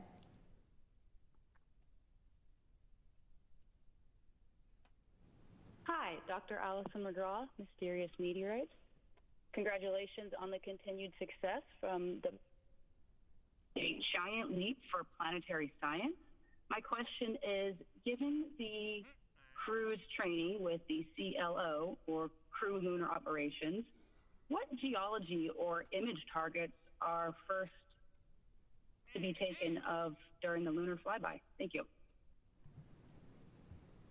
I think we heard your conversation about images supporting geology. Yeah, so the crew is definitely going to be preparing themselves during the lunar flyby and during the time that they are going around the moon to take images. They are actually working now with the science team that has gotten underway, and they are doing preparations and working together to figure out what will be of interest and what they expect to see on flight day 6. And so that coordination continues as guided by our science team. Okay, we'll go ahead and come back here to the room. If I can get a show of hands, how many more questions we have? Okay, we'll jump right over here. We'll take a few on this side, and then we'll come back over to this side. Hello, Dan Lenahan from the Naval Postgraduate School. You've talked about this mission being a flight test program and an envelope expansion. And with the importance of the International Space Station, can you maybe talk about how the systems in Orion were originally kind of tested out prior to this mission in order to kind of succeed? Yeah, I'll start with the Universal Waste Management System, or the toilet. The same toilet there you go, Daniel. Was flown on space station. I think the crews there were able to operate it for roughly about 2 weeks, if I remember. And so that was a really good, important test in a relevant environment against our toilet that we would be able to fly to the moon with. So that's one piece. I don't think there's probably smaller equipment, like, for example, the CO2 removal system. The heart of it is these amine beads. They absorb CO2 and then we vent it out. The same technology is on the space station. Different way on how they approach it, but very similar in terms of absorbing and desorbing of the CO2 that comes from us humans. And that was also a really good foundation to stand on, and our confidence associated with ability to remove CO2, although in a different manner on board our spaceship. So those are two probably the big items that I would translate between what we've learned from space station and what we've applied for Orion. Okay, we'll take our next question right here and then right behind you after. Thank you. Jonathan Seri with Fox News. I'm interested in the medical equipment on board. How did the CPR demonstrations go? How did the other demonstrations go? And then if you could explain Avatar. I understand what it is, but I don't understand how the chips interact with the cell samples. If you could school me on that. So they haven't done the CPR demo as of yet, or at least as I started the conference. So that's later on today. Avatar. So we don't have a science representative here with us today, but as best I understand that Avatar is actually analog tissue samples from the crew members, and they have been brought on board, and there's going to be an expectation that literally they'll be evaluating those samples for how they react to the environment while they are on this mission, including reaction to exposure to radiation as well. And so when it gets back, we'll be very interested to understand what they learn, both from the crew themselves as well as their avatars. And Jonathan, if you need anything else on that, we can get it to you after the press conference. Thank you. Thank you. Go ahead. Robert Coppinger, the British Interplanetary Society's Spaceflight magazine. Do you have any information on the status of the CubeSats that were deployed? Sure. All 4 CubeSats were successfully deployed on the planned timeline about 5 hours after launch. There has been positive communication with 2 of the CubeSat satellites, the one from Saudi Arabia as well as the one from Argentina. And in terms of how they're faring, at this point, it would definitely be best to reach out to the payload owners in terms of how they're doing. But they absolutely were deployed as expected. Okay, we'll take another question over here, and then we'll head back over to the right side of the room. Hi, Katrina Miller from the New York Times. Any milestones we can expect for the rest of today? What are you 3 focused on for the latter half of day 3? Sure. As was previously mentioned, we have the CPR demo. We'll have another press conference with the crew. They'll go look at their do their med kit evaluations of what they have on board. Also, we have as far as communications with the Deep Space Network, we're going to test out again the emergency comm mode in a more deliberate fashion. And I believe Jeremy has a press conference with so it's a CSA press conference, and then some more planned medical conferences. Okay, we'll take our next question from Will. Go ahead. Hi, Will Robinson-Smith with Spaceflight Now. Thank you all for the time today. Question for Howard. It might be a little bit early Deep to State ask this, Network. but from the performance you've been seeing in Orion so far on hardware and a software side, do you foresee any notable changes or updates to hardware or software for the Orion spacecraft that will fly Artemis 3 at this point, besides the heat shield, of course? And then the images that we've seen so far for whoever wants to take this, so far have come from Reed Wiseman. Don't know if that's just happenstance or, you know, if the other crew members are getting good pictures, but will we see a variety of the photography skills in the days to come? How is that kind of being decided and divvied up at this point? Thanks. All right, I'll take your first question. I think even walking into this meeting, I think, or this mission, and hearing from you here relative to just the software changes we're talking about are going to be caution and warning for sure. The limits that we put on, we're going to learn a lot from this mission. So there's going to be, I call them software. You probably don't think of them as software, but really data values for limits. So those will be changing for sure. We have not seen any issues with our flight software. The actual code itself. Of course, we'll learn a lot more as we go forward next few days. Hopefully, we'll not find nothing.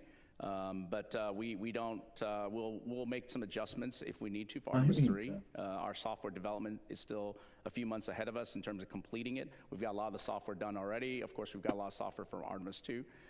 From a hardware perspective, there's a lot of learning. These, I would say, a lot of leering. Minor issues that we've encountered, and these isolation valves, et cetera. We're going to go check those out and try to get the root cause. And if we have any things that impact our ability to fly at Artemis 3, we will work that. Mm-hmm. Hey, Howard, why don't you also touch on the different camera capabilities to include the mobile phone cameras, etc. Yeah, so from an image perspective, before maybe Judd talks about who's going to take pictures, if you might or may not know that we have iPhones on board for the crew members, and they're able, not only the Nikon D5s and the Z9s that we have on board that we preloaded already, they were able to also take some iPhones as well. That's what Lakeisha's referring to. And so they'll get some great images from all those cameras. And I'll let Judd talk about who gets assigned the best pictures. I don't know. Yeah, I mean, I think it's probably just happenstance that you've seen, Reed's pictures. Every one of them are going to be taking pictures, and I'm sure once we get, are able to downlink all of the pictures, I think you will see a suite of pictures from all of the crew members. Okay, it looks like we have one more in the room. Do we have? Okay, we'll go ahead and take one from you, and then we'll head back over here. Thanks. Hello, Kaya Burgess from the Times of London. Moon, is there any plan in the future to try and overcome that for future missions, to try and use kind of satellites at Lagrange points or wherever it might be, so that in future that communication behind the moon will be possible and you will never be out of signal in the future? Obviously, it's been possible for Chinese missions that have landed landers on the far side. Is that something that you will be looking into? So I'll just mention, as part of the administrator's Ignition initiative, he has talked about all kinds of different capabilities that we are going to try to add in a stepped approach to include capabilities on the surface on the moon, as well as communication capabilities. And relay capabilities will be absolutely a part of that for supporting us in the future. Okay, we have another question right here. And do we have any additional questions after this one? All right, one last question in the room. Thank you. Rod Powell at Astor Magazine. Similar question. How long do you expect the blackout to be during the flyby? And given that there's no burn back there, is there any reason to be chewing our pencils? And is there anything to learn from the timing when they come back out and you reacquire signal? Thank you. So as to your second question, no, physics takes over, and physics will absolutely get us back to the front side of the moon. Let's see, I don't think I have the timing yet on this for how long we're going to be out of comm, but I can get you that. Is it about 40 minutes? Yeah, it's around. Somewhere in that vicinity? Mm-hmm. Yes, it is 40 minutes. All right, well, it looks like that's all the questions we have for today. Thank you so much for joining. We'll see all of you back here again tomorrow at 4:15 for our next mission status briefing. As always, you can keep up with all the latest news and events during the Artemis 2 mission at nasa.gov. Thanks for joining.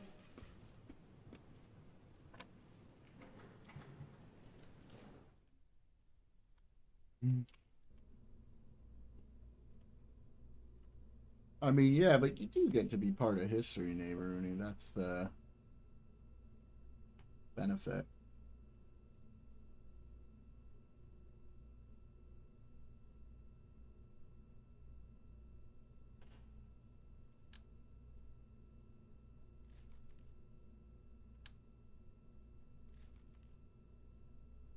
Hi, everyone, and welcome back to Artemis Mission Control here at Johnson Space Center in Houston, Texas. This view coming to you live from one of the solar array wing cameras on the Orion spacecraft, looking at the European Service Module and the Orbital Maneuvering System engine, also known as the OMS. We are 1 day, 21 hours, and 49 minutes into the Artemis 2 mission, the first flight of humans aboard the Orion spacecraft. One second.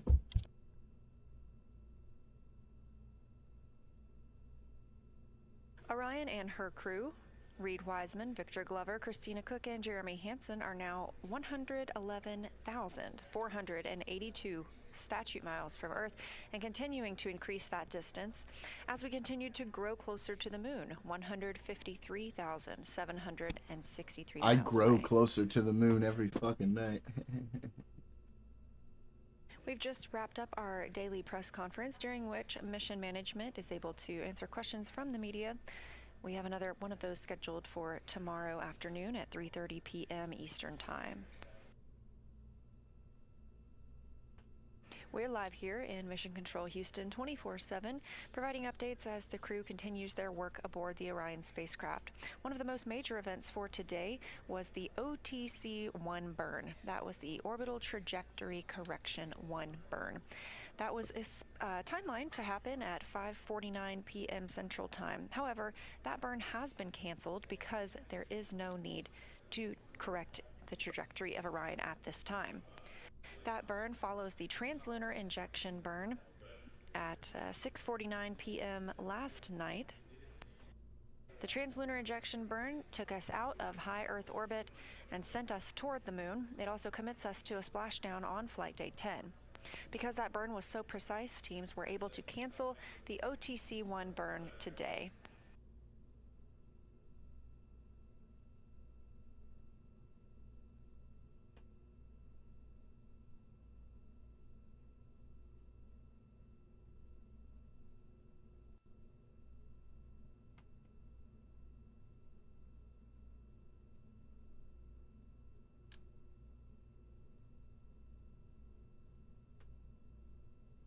And a quick correction, the briefing for tomorrow afternoon is at 5:15 p.m. Eastern. This is the channel you'll need to look for that on, and we will continue our communications and coverage on our second YouTube stream. However, we are back here with the crew for the rest of the day. They woke up at 12 p.m. Central Time and have since then configured the cabin. They also spoke with the teams on the ground for the daily planning conference, and we got some great views inside the cabin.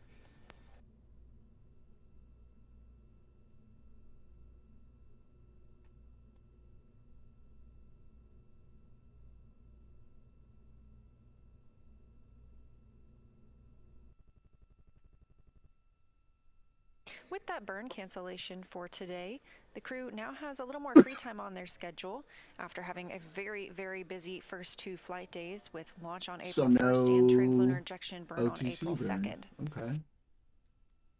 They do have a handful of timelined events for today, however, including filming a video of the potable water dispenser. This is how the crew accesses water during the mission. There are 4 water tanks on Orion, and they are able to fill drink bags as well as rehydrate the food that they eat while on the mission. As this is the first time we have crew living and working in Orion, the team's timelined an event for them to video themselves filling up those drink bags, filling up a rehydratable food bag to help us understand how the system is working in orbit. They will review that video once the crew has returned to Earth.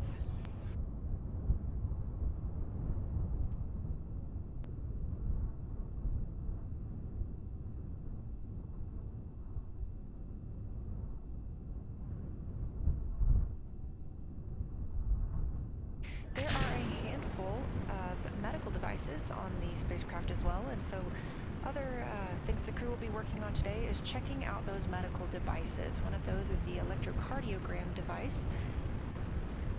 They'll be able to check that out on one of their fellow crew members.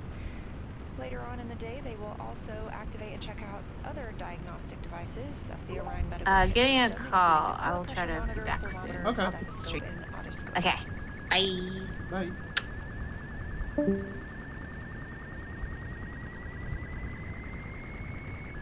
And staying in that medical timeline, the crew will also be conducting a CPR demonstration. They'll be using their medical emergency procedures to simulate methods to treat an airway obstruction if one were to occur on Orion.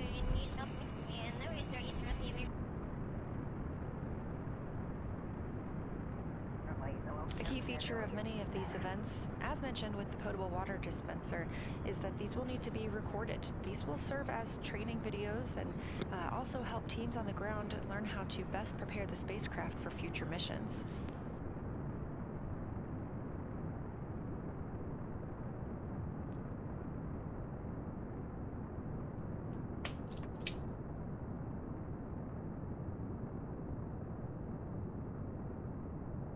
Later this evening, it looks like about 10 p.m. Central Time, the crew will also work on configuring the cabin for lunar flyby. Now they will deconfigure it because flyby is not until flight day 6, but this gives them an opportunity to practice their positioning throughout the cabin as they prepare for flyby.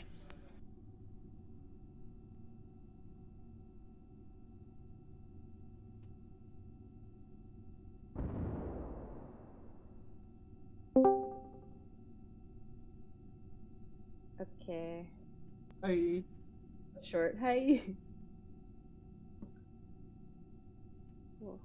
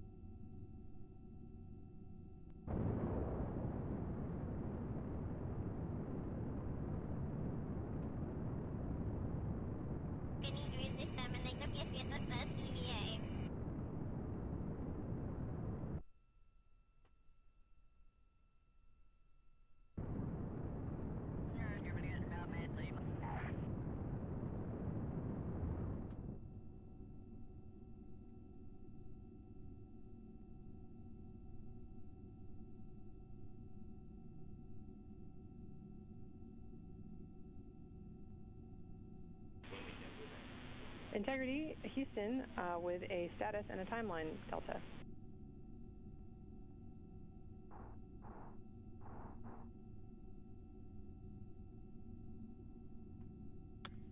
Go ahead, Chris.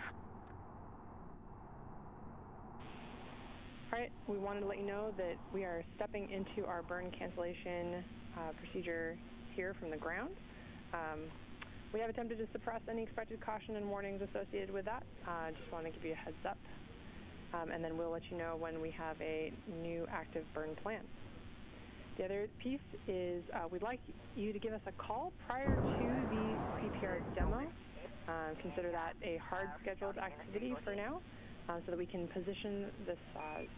How copy?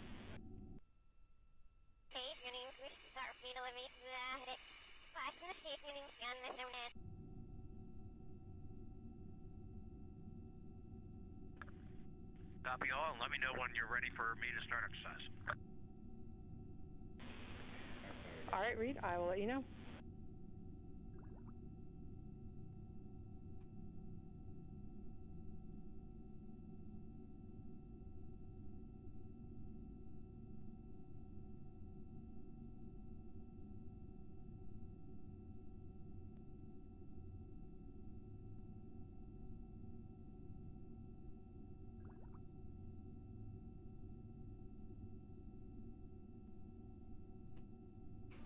As previously mentioned, we are expecting the crew to get into the CPR demo later today.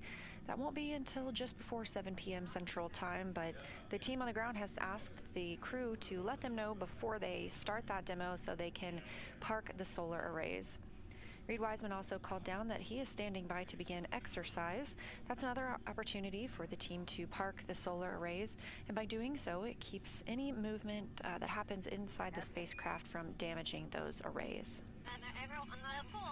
We did see some movement yesterday while Commander Reed Wiseman was exercising. The crew uses a small flywheel device. It only weighs about 30 pounds in comparison to over 4,000 pounds of equipment on the space station. And the crew is timelined to exercise for 30 minutes a day to help maintain their bone and muscle strength. This a live view of the Artemis Flight Control Room here at Johnson Space Center. Down toward the bottom of your screen, Capcom Chris Birch, NASA astronaut who you've been hearing speaking with the crew, and next to her, Capcom and Canadian Space Agency astronaut Jenny Gibbons, also a backup flight crew member for Artemis 2. Near the top of the screen, Flight Director Jeff Radigan, and to his left, Flight Director Diana Trujillo.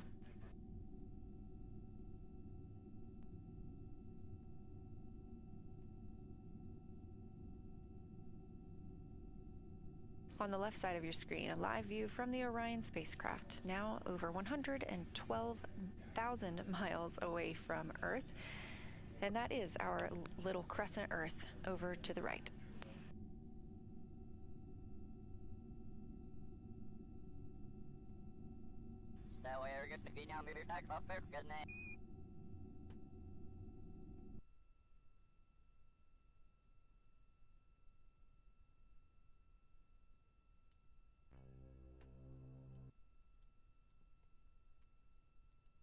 Crescent Earth. Wow.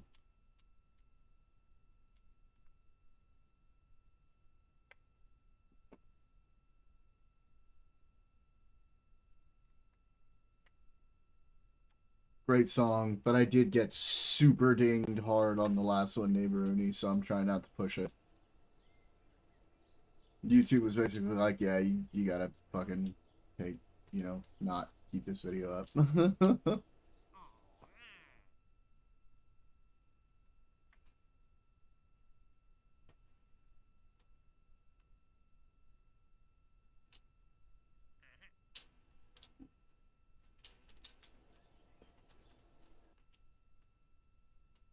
I do love that song, though. And the movie that accompanied it.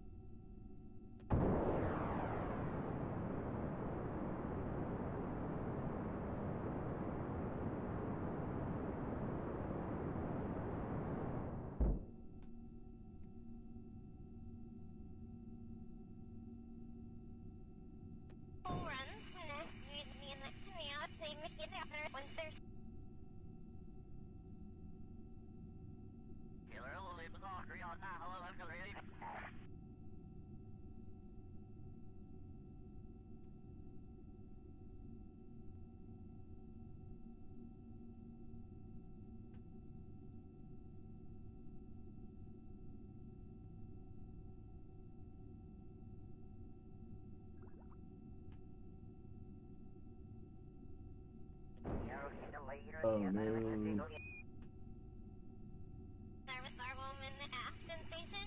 What am I draining? What's draining my power? The fuck is draining my power?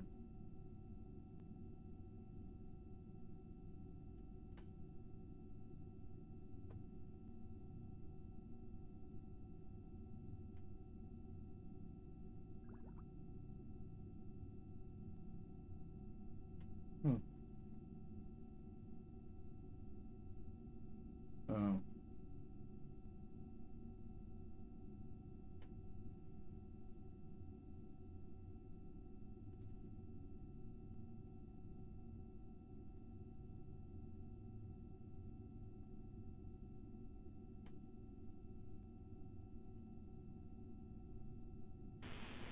Integrity with a mag stowage follow-up for Christina.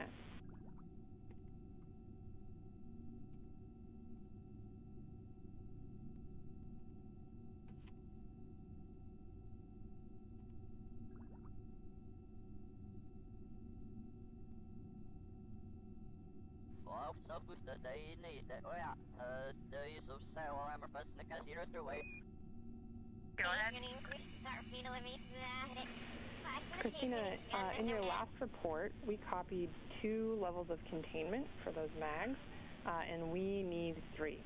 So our suggestion was to put in a trash bag, if able, or another Ziploc, unless you can correct me and say we've got 3 levels of containment.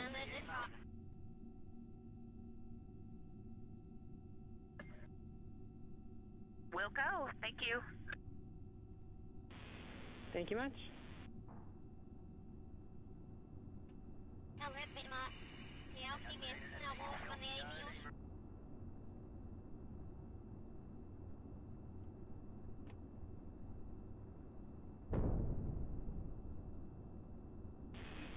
And integrity, read is go for exercise. We're configured.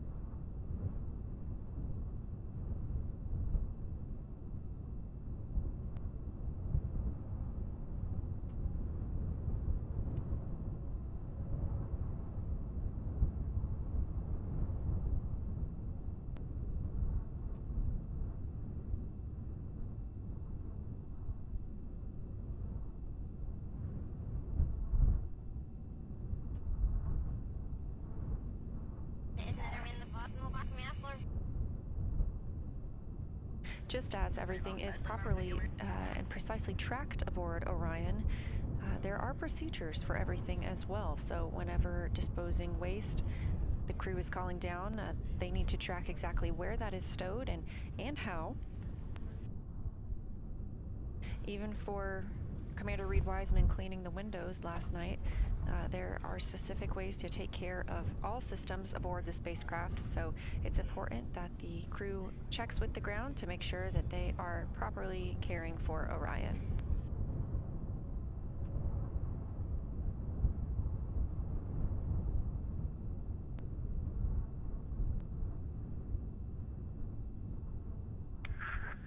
Chris, I copy on exercise. I'll be starting in about 5 minutes. Copy, sounds good.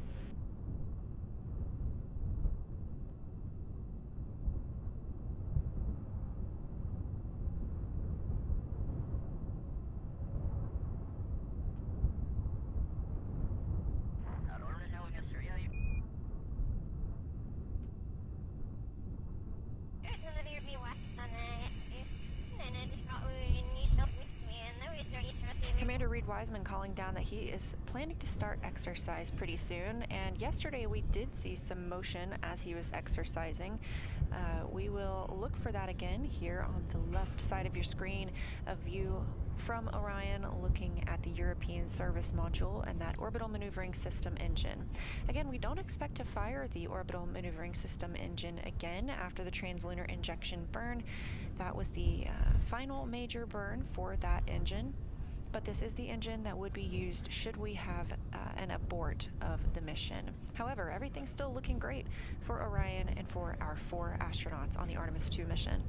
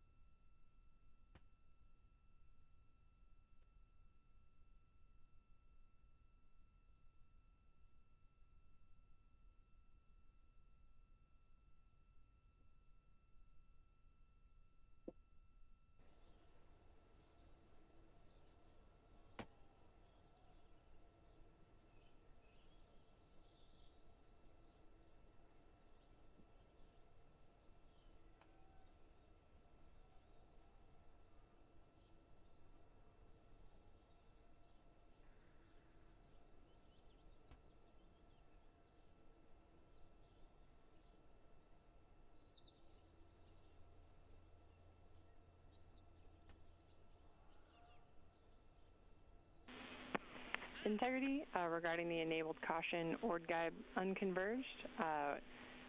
Unexpected from us down here, probably related to our recent burn plan uplinking. No crew action.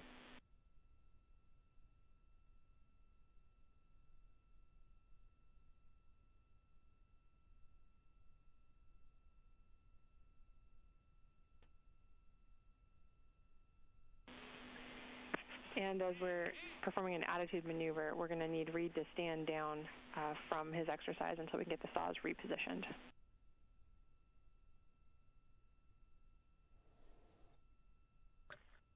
We copy standing down from exercise and copy your words about the caution as well.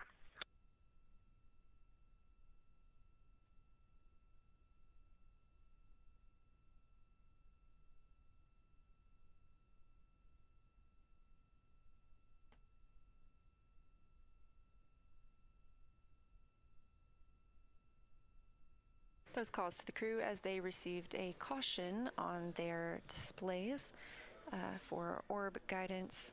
That's due to the cancellation of this orbital trajectory correction burn. No action called to the crew. Again, we canceled that orbital trajectory, outbound trajectory correction burn due to having such a precise translunar injection burn.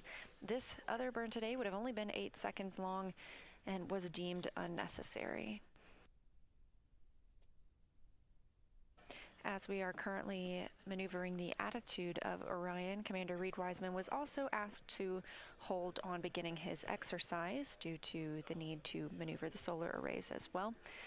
They will then park those solar arrays and put Orion in the proper configuration for Wiseman to begin exercise.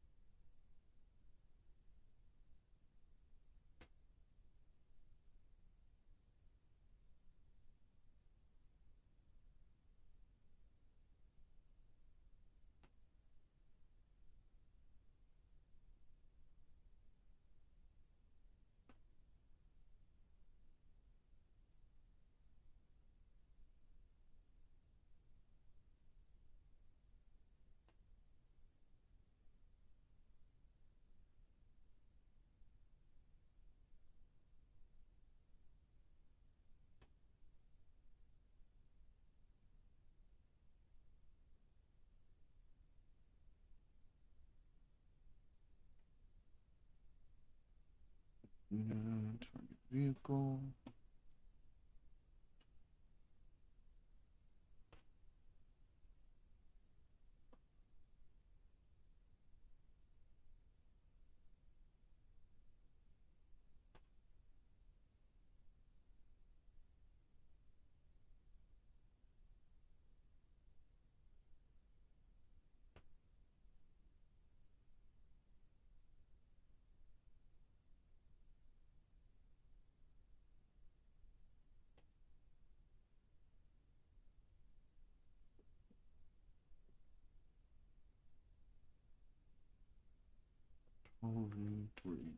Okay.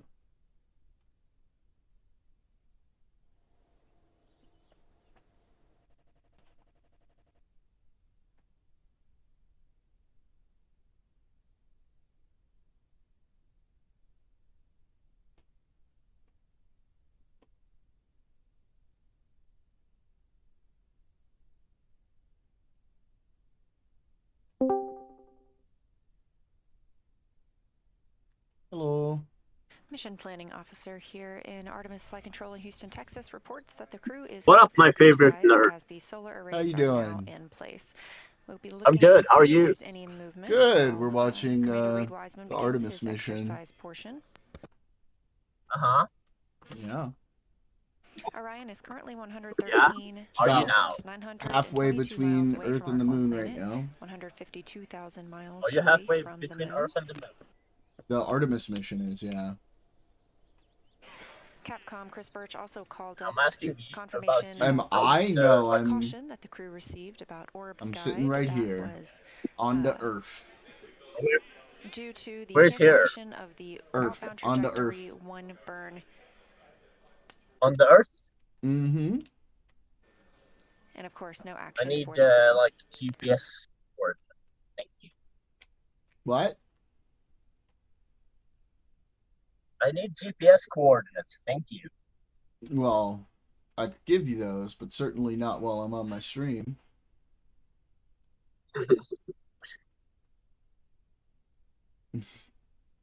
Okay. You've been here. You know how to get here. What do you mean I know how to get here? You've been here before. Yeah, but that doesn't mean I know how to get there. Oh, okay. Like, theoretically, right? You could have kidnapped me and, like, I don't know where, like, the directions or wherever. True. Where is... Oh, wait. How was your thing yesterday? Oh, it was good. Really cool. Super fun. Lots of fun. I got to hang out. Lots of fun. Got to hang out with the dude. That was cool. What? Canadian Space Agency asked You hung out with who? With Destiny. Call to conduct an AGE reading. That's an anomaly. Yeah, so that was pretty cool. Sucks. That device must be powered on 5 minutes prior to taking a reading, and they request Yes, that he does. the crew does so before exercising. Obviously, Yes, he does. this is the first flight of humans on this spacecraft, and therefore it's also Yeah, the first but flight he can still of suck. ECLIS system, He don't suck. environmental control and life support system. He's a nice By guy. taking He does. these readings He was inside the very cabin, nice. teams on the ground are able to determine how that ECLIS Boo, system he is sucks. functioning and what amount of gases are inside the cabin. The numbers you heard Hansen I'm reporting are in happy parts for per you and million. your feelings and opinion. I support Thank you. as your friend. Thank you. Thank you. Oh, fuck. Oh. Thank you. Bye. You leaving? No. Oh. I said goodbye to the cars. Gotcha. Understood. People don't know how to drive. That is true, apparently, no matter where you go. Yes. But I am currently here, and they don't know how to drive. Well, that's fucking rude of them, isn't it? I know. How dare they? These darn it, communists.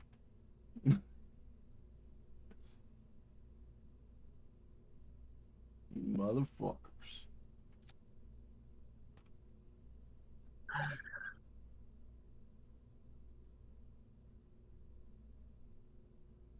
Those sons of bitches. Those communist sons of bitches. Yeah, I know. Right? There's so many communists in this place. Really? Yeah. Why? Why? Mm. It is called commie something. Oh. Wait, what?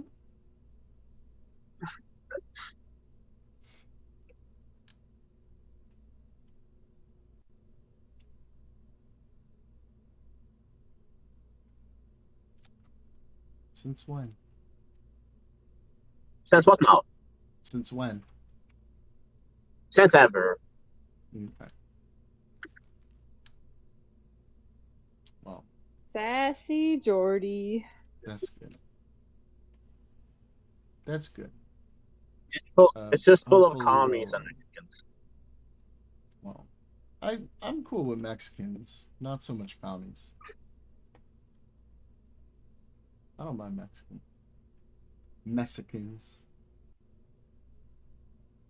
You don't mind? That's it. Yeah, he That's doesn't all you had mind. to say? He doesn't mind them. Okay. That's it. I love them, usually. Sometimes. I do. You love them. Ooh. Yeah, sometimes I do. Hang on. Chihuahua, Why don't you love go them over or and like suck what? their dicks if you like them so much? I mean, it depends.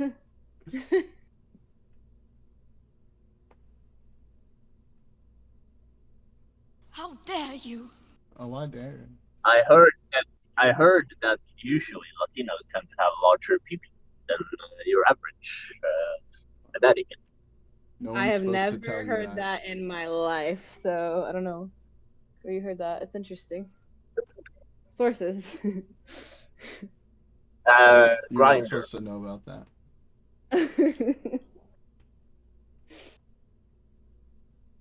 Grindr is my source. What else? Oh, so that's where all the bigger ones go. Good to know. Dang. I'm just kidding. I'm good. Wow. I'm good. Wow. I'm good. Thanks. I'm good. Like, it's just the Oh my passion. god. That's why I said I'm good. You're so quick to get. Don't be sad.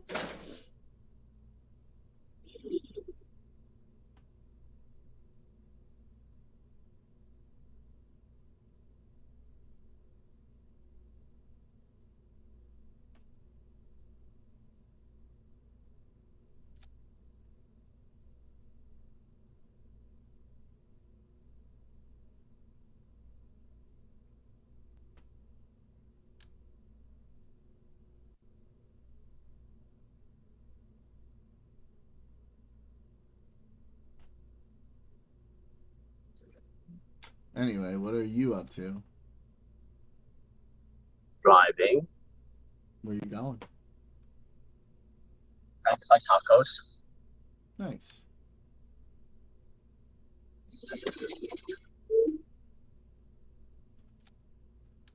Where are you? Huh? What about you? What about me? I'm streaming. Chilling. We're watching the mission Who's as it happens. Who's winning? Who's winning? Yeah, who's winning? Who's winning what? Whatever the fuck you're doing. I mean, I'm watching a space mission to the moon. I don't know if anybody's winning. Yes. America's winning, I guess. If there was someone winning. Trump is winning. This has been going on way longer than Trump. Yeah, Neighbor Rooney in chat says America. That's who.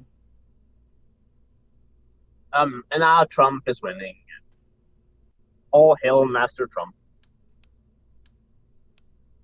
Le Master.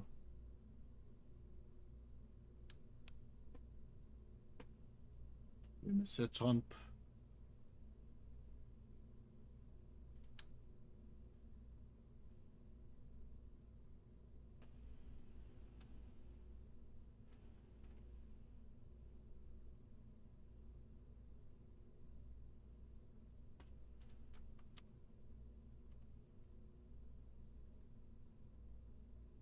How's Sweden? Huh? How's Sweden? What makes you think I'm in Sweden? Hmm? Oh, are you not? Well, then get back there. Am What I? are you doing? I don't know. I asked you. No. I didn't ask you? No, you didn't. Okay. You seemed unsure, so I said no. Are you not? I am not. No. Oh, okay. Well, how's Spain? Are you in that continent? I am also not. Okay, well, I don't know where you are then, so I can't ask. So mysterious. Yes. Where is a place full of Mexicans and communists?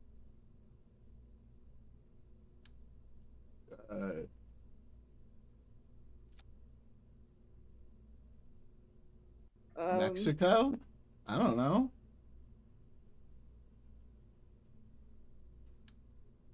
It's Oh, I need to look at a map. I forgot. America? Are you here?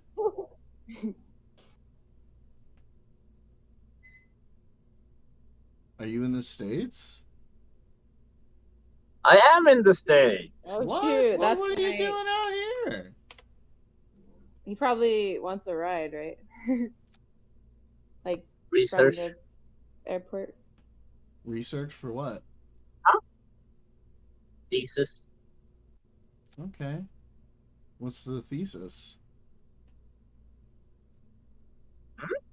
Master thesis. Yeah, what is it? I'm not telling you. I'm not allowed to tell that yet. All right. Okay. This is Artemis Mission Control. As you can see, some motion on your screen from this camera on the solar array wing looking back at Well, that's cool. Are you coming out this way? That to be from Commander Reed Wiseman, What way? exercising yet again. Like Cruise California timeline to way? exercise 30 minutes each during this mission. California way? This keeps their bones and muscles strong while in the microgravity environment. Maybe. Well, if you are, you should stop by.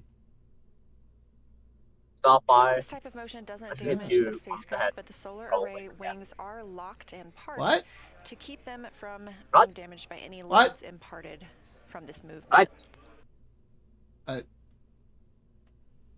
know. I thought it was asking. Hello. Pretty inoffensive thing over here. Asking you to stop. Yeah. Yes, I'm gonna stop. Stomp. Bye. Cool. When are you coming through? 45 minutes. In 45 minutes? Yeah. Seriously? I am in California. That's why I've been saying. Wow. Well, you should have been there earlier. Because I was there earlier. How rude. You broke my heart. Where were you there? Where or when? This weekend? Yeah. Too bad. No, that was too long. That was too long. Well, I'll be back in like a week, so. That's too far away. Wow. Well, I guess you missed out. So sad. That's when I'm going to Seattle. Why are you switching with me everywhere? What are you doing? What is your game? Are you cleaning up behind me as I go? What is happening here? I'm interested though. It's fine, just interesting. I'm having interviews for my thesis. Very nice. With companies and people. Congrats. That's exciting. Thank you. Near misses. So close.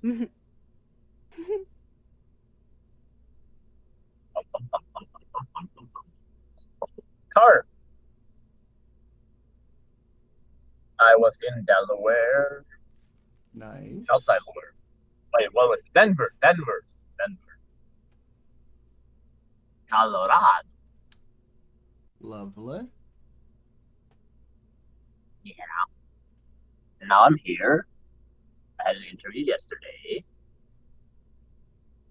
Bluetooth first. We're gonna have some more interviews later. That's good. That sounds fun. Does it sound fun? Yeah. Lovely. You know, America is more expensive now since my last trip to America. Yeah. Retarded Chief's fault. I don't think it's his fault. It, like, literally is, though. No. I don't think there's evidence for it. How not? Calm down.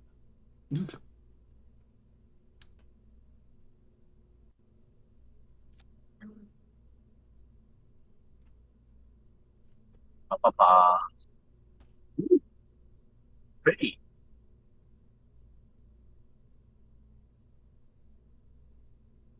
Oh. He named himself F-Slur. He does look like an F-Slur. That's nice.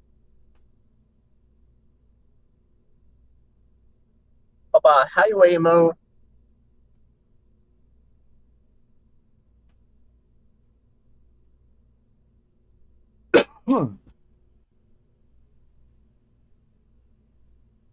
I know what car you should buy. What?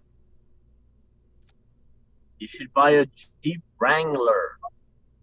A Jeep Wrangler? Yeah. Why? They're nice. Okay.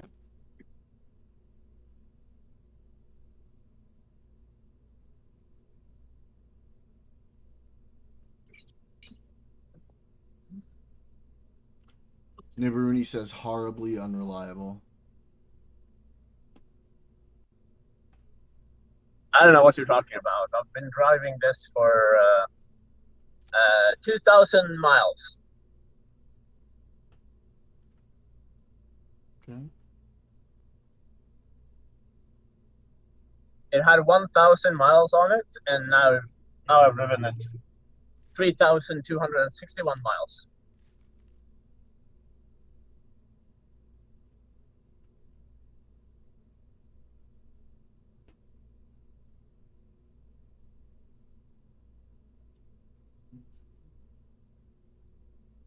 Switch on the transfer.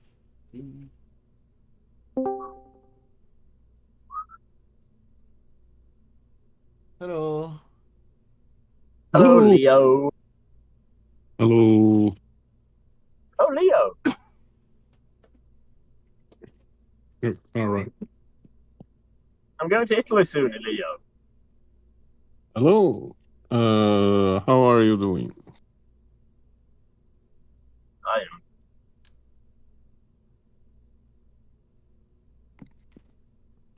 I think he's good. I'm good. I assume he's good.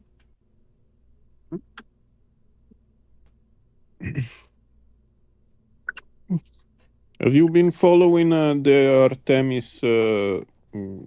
Artemis thing? Yeah, I've been covering it on my stream.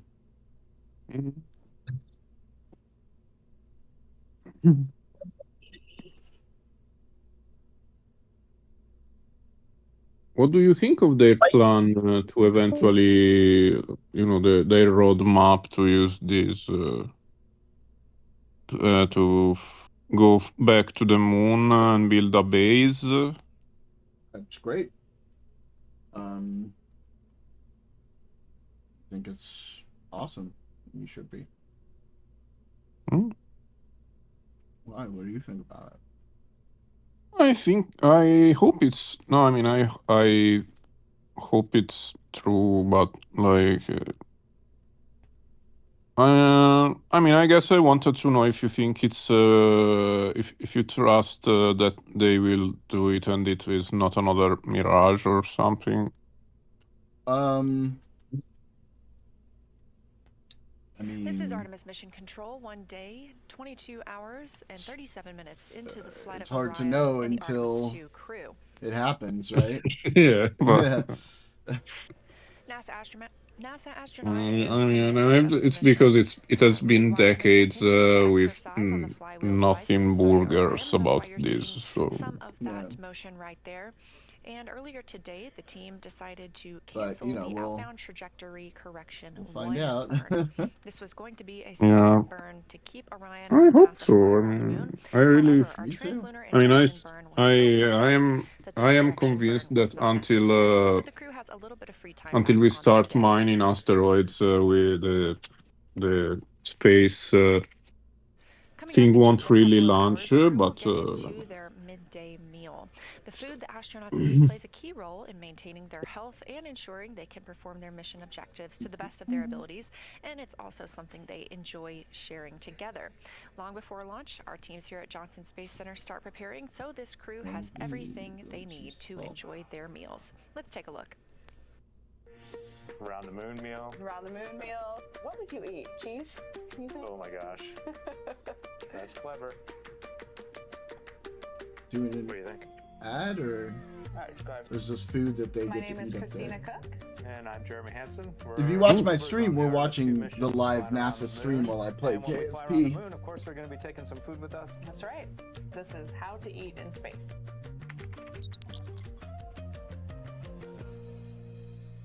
I'm going to open it. At NASA Johnson Space Center. We come in here quite often to sample space food. The neat thing about the food selection is it is so diverse. Different entrees that you wouldn't imagine can be rehydrated and actually good in space are completely fair game. And it's pretty awesome. We came in for Artemis to do this. We got about halfway through the first session and we're like, we're not really sure we're going to have time on board to warm this stuff up. We talked a lot about day one. It's a long day. It's hours before Yeah, we that's even nice. leave I the launch pad. can see it. On our way to space, and then when we get to space, we have a lot of important events that day. We just did a sim yesterday where lunch is. I should have solved the problem of the echo. For all four of us, and so those would be great moments, I think, in our mission to have prepped some food and sit down or float as a. Oh, you're almost at 200 followers. Yeah, very close. It's exciting. My name is very excited. I got to hang out with Destiny yesterday. The food lab at Johnson Space Center, that's where we make. Oh yeah, the YouTube thing. That's yeah. But afterwards, I got to sit down with him for a little bit. We hung out and then drove him to his next place. It's very important. There is always a lot of steps, very strict steps for us to follow to making sure the food we provide are consistent and meet all what did you talk about? Requirements. Most important, also need to taste good. Well, my dad wants to put him in like a little movie of his, and so we talked a lot about that, and then we spent some good time talking politics. Yeah. They bring out these little tiny samples of each food, and you're like, oh my gosh, I thought we were having lunch. And then by the end, there's so many space food, and every time you leave, you're like, I am so full. I'm so full, I'm in pain. And you just rate them like, I love this, I don't want to eat it, I'd eat it if you tell me I need it.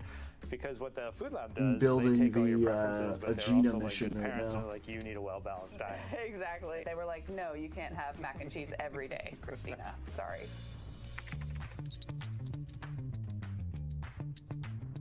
I'm Wyeth McKinley. I'm a flight controller and a crew instructor for Artemis 2. We're here at the Space Vehicle Mock-Up Facility at Johnson Space Center. We're inside the Orion mock-up where we perform crew training for the Artemis 2 mission. On the Agena Orion D. Okay, vehicle, fairing crew that is covers able the to Agena heat up their D. food using our briefcase style. I place a small The food is interstage on held the in Agena contact bottom with the central node. heater plate by these springs, so they can warm up and they can have a delicious meal. Much of the food and drink that's on Orion is rehydratable. And so crew at our potable water dispenser will fill up their food and drink, and then at that point, you go ahead and pop it into your food warmer. I'm kind of envisioning there's maybe one person putting the stuff in and out, kind of tossing it out to everyone as it's done. Or maybe if we're not scheduled together, you're just on your own over there. Small interstage adapter. But the problem with that is it doesn't fit quite right.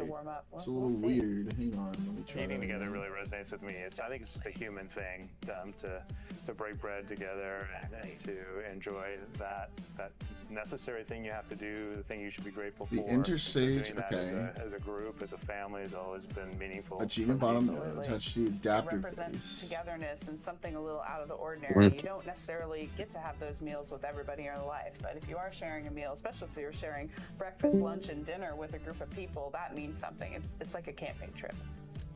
Adaptive fairing base.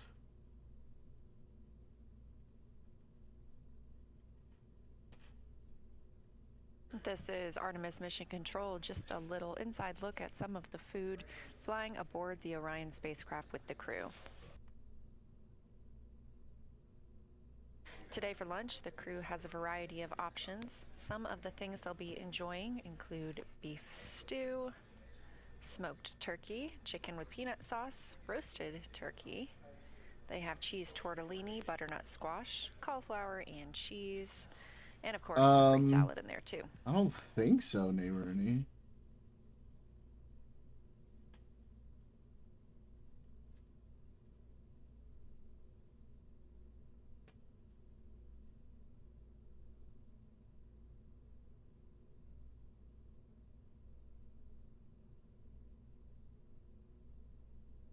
The motion you see of Orion on your screen is due to the exercise from NASA astronaut and Artemis 2 Commander Reed Wiseman. He continues to use the flywheel device inside the spacecraft. Again, we have each of the astronauts timelined to exercise for 30 minutes each day.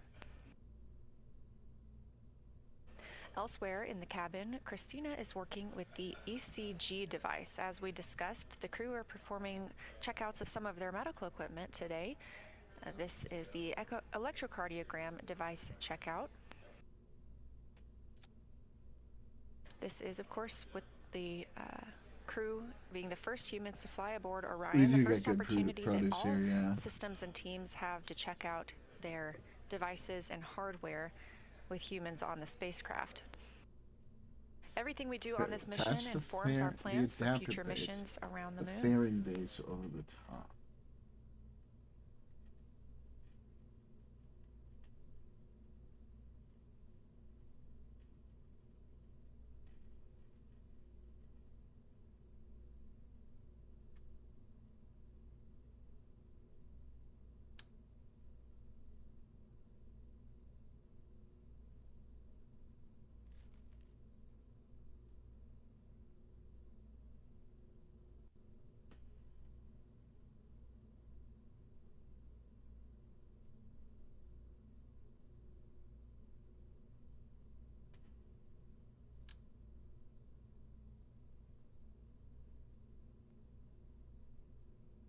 Fairing base.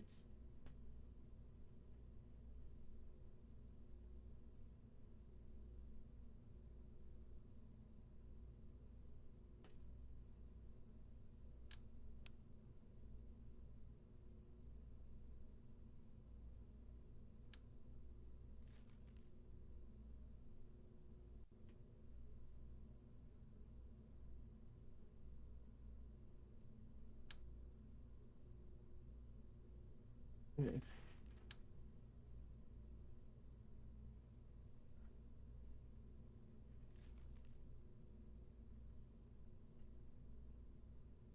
Why are they making us so confused?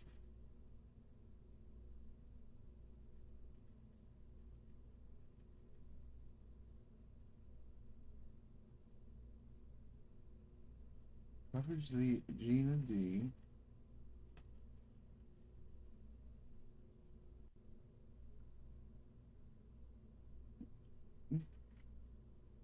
Adapter base.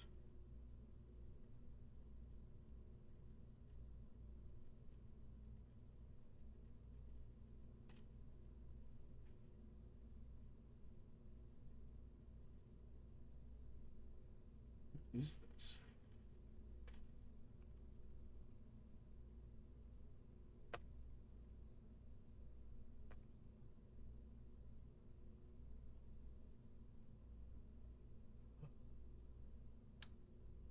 Got this?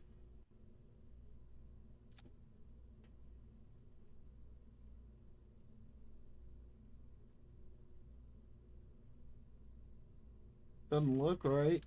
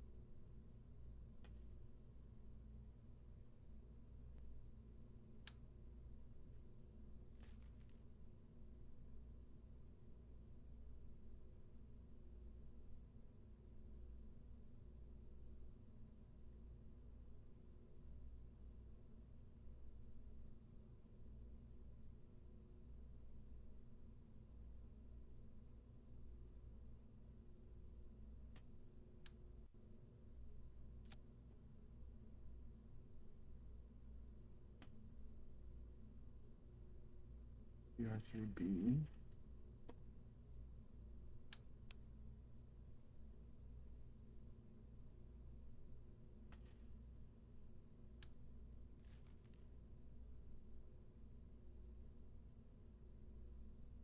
It's not a rabbit yet.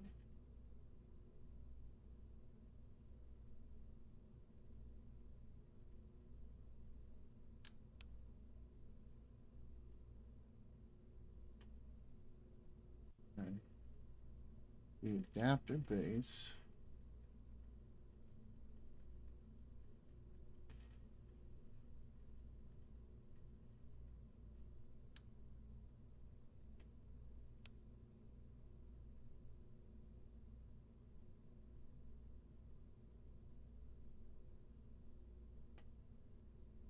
BB is that's a FB.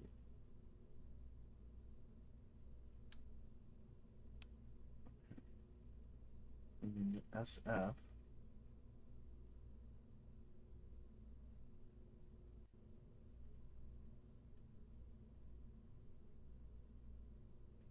No.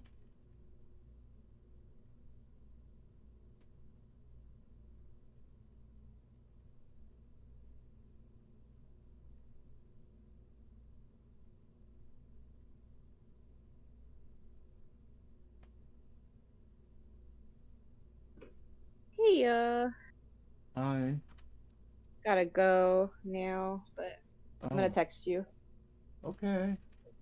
Yeah, some important errands. All right. Okay, have fun. All right. Love you. This is Artemis Mission Control. Again, the movement you see on your screen Great is people due have a to farm in Commander PCH Reed for like Wiseman 5 exercising inside for the $1 Orion 10 or 11 spacecraft. years ago. That's a view from Yeah. a solar array wing camera looking at the European service module, that large thruster in the middle, the OMS engine, the orbital maneuvering services engine. We were expecting to have an outbound trajectory correction burn today at 5:49 p.m. Central Time. However, that burn was deemed unnecessary due to our precise trajectory thanks to the translunar injection burn. Earlier this morning during the daily planning conference, Wiseman called down his thanks to the FIDOs, the Flight Dynamics officers, for their excellence in that burn. Once he's complete with exercise, Wiseman is also timelined to work on his National Geographic filming. Again, we selected National Geographic through a competitive selection process to help us document and tell the story of the Artemis II mission.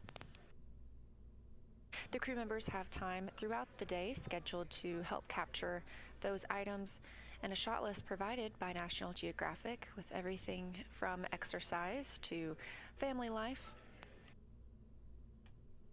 bedtime preparations, what it's like to live in space.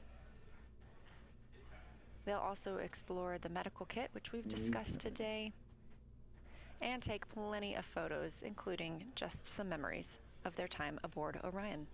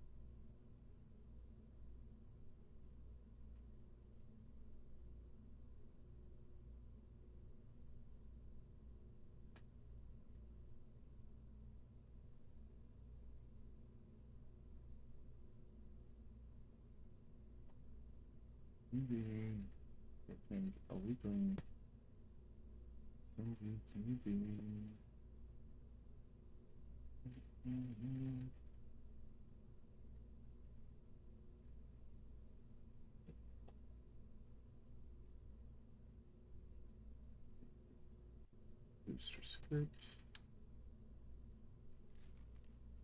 Mm-hmm.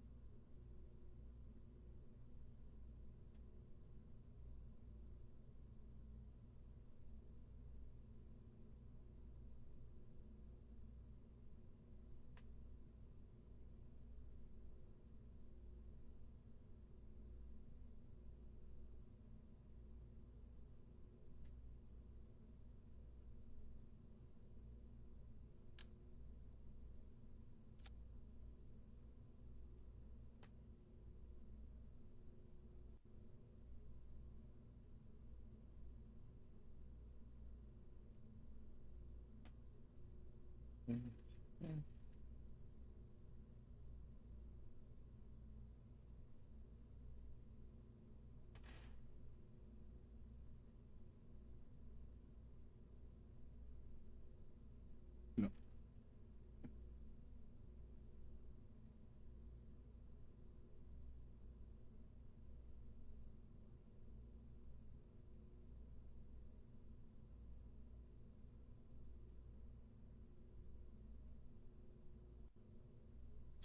Copy. No.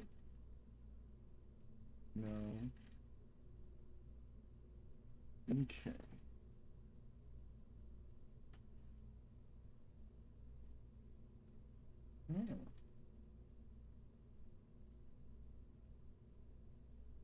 Staging the decoupler. Let's install our engines. Okay, so we have 105-7 sustainer.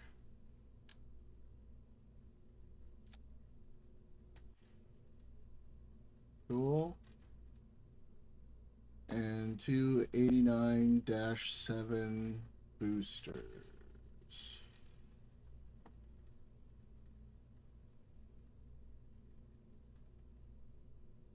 Word I use.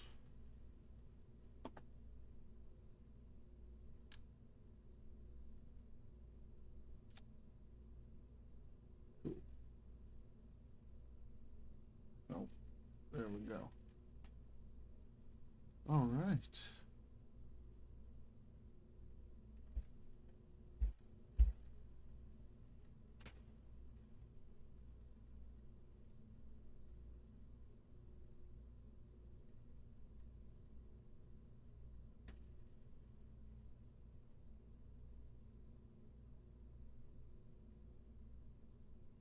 We need some power generation. This is a live view of the Orion spacecraft, and we were seeing some motion due to Commander Reed Wiseman exercising on the spacecraft. We have seen that cease for the time being, so we may be anticipating a call that is completed.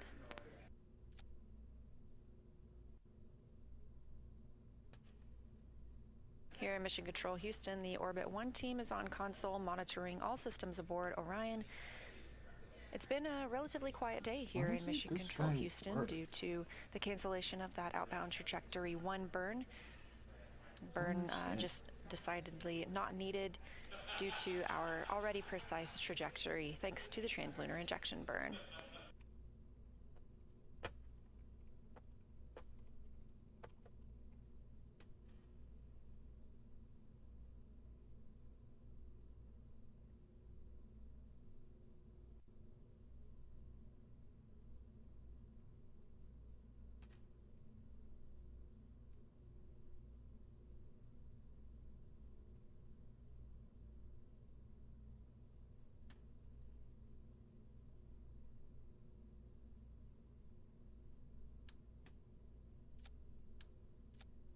Okay. Okay. It is working.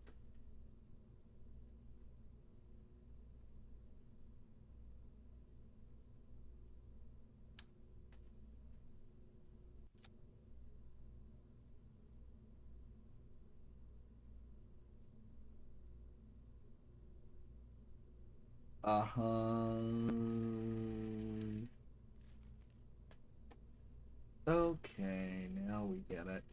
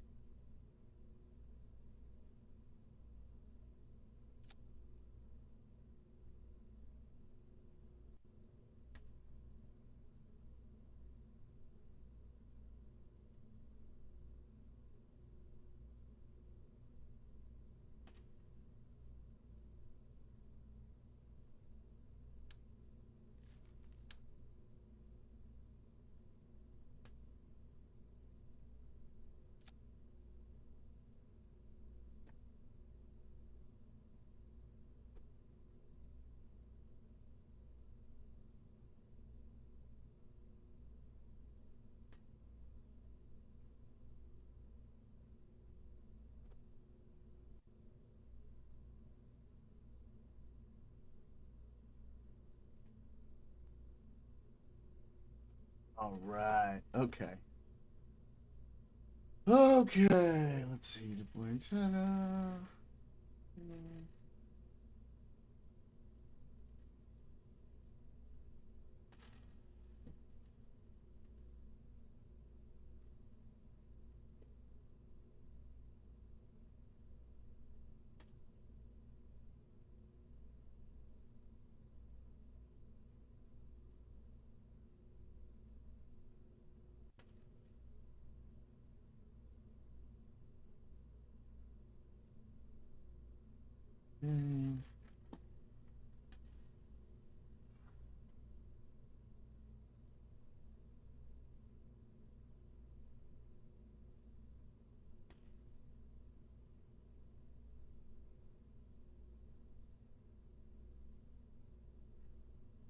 let's say we have this on.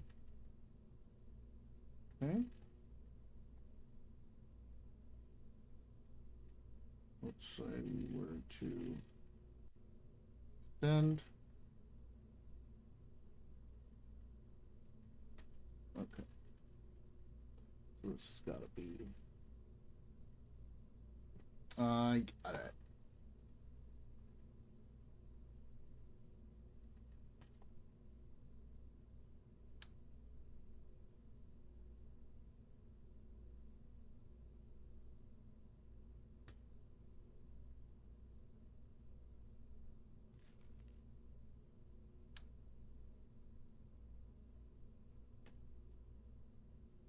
Launch antenna. Right. No.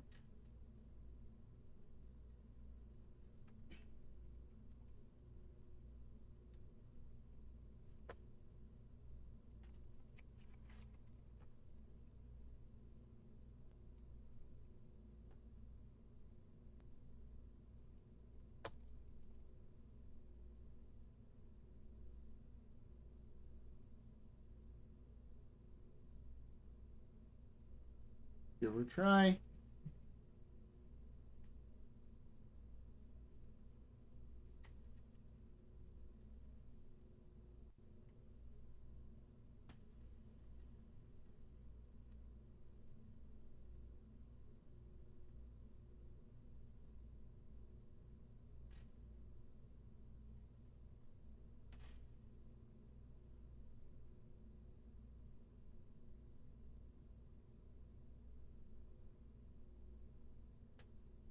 Okay.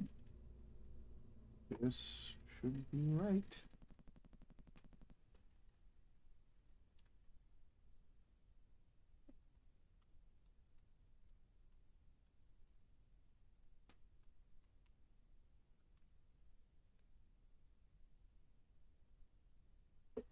Okay, I'm going to run this launch, and then I'll finish the early stream there. Keep going in the later stream.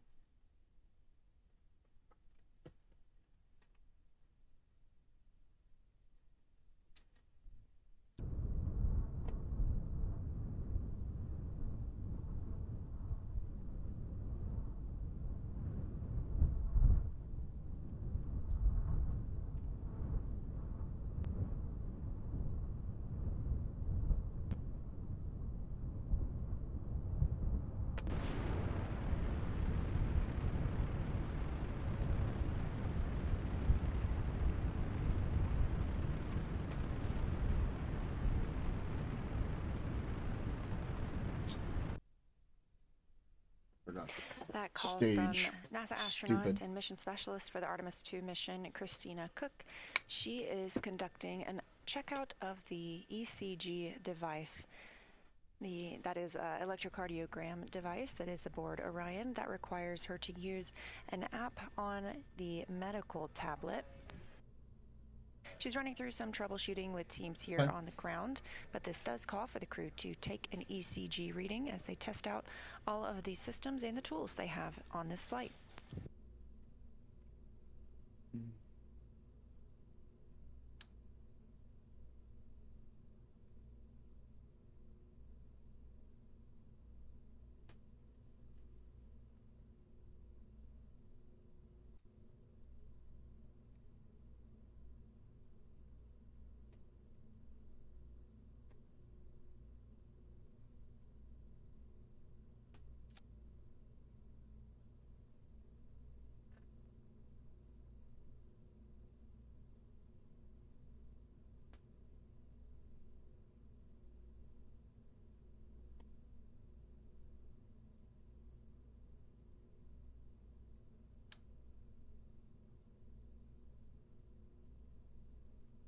Have the roll control.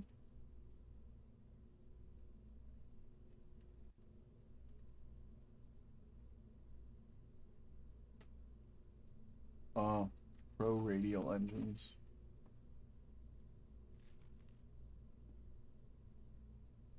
Two times.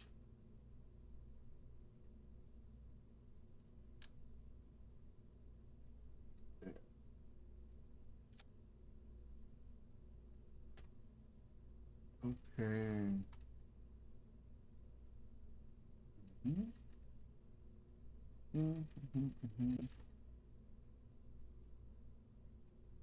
As we continue to monitor the Artemis 2 mission, now mission elapsed time of 1 day, 23 hours, 8 minutes. The Orion spacecraft is now 116,700 miles away from Earth. This mission is built by people and companies in all 50 states and with international partners. So with Artemis 2 flying, this is a testament to everyone's hard work and dedication. Let's learn a little bit more about them. What we're doing here is a collaborative effort of hundreds of thousands of people. This is about the parts, the hardware, the software, the services, all coming together to make that mission possible. Goofy. My dream for this space program is that we would not just push the boundaries, but that we push them together. And liftoff of Artemis 1. We rise together, back to the moon and beyond. It takes a team to do great things. And Artemis has an incredible team. We have international partners. We have commercial partners and industry partners. It takes unity to accomplish great things, and that's what this mission's all about. We're not sending our money to the moon and lighting it on fire. We're putting that money right back into the economy in ways that benefit everybody. So every dollar that comes out of the Treasury that goes to support this mission goes back into the Treasury 3 times. What is very important to me is that we do it the right way, and that we do it with our values, that our industries grow, that our communities grow, that our families are healthy and safe and have amazing things to work on.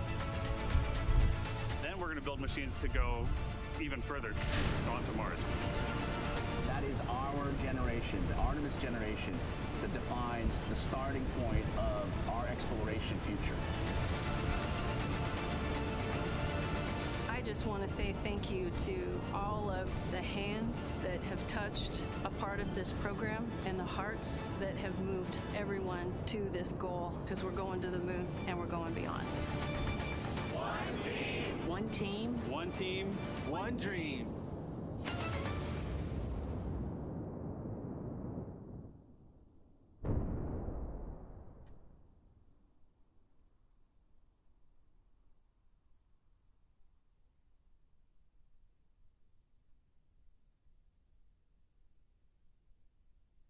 Y'all to exercise right until midday meal.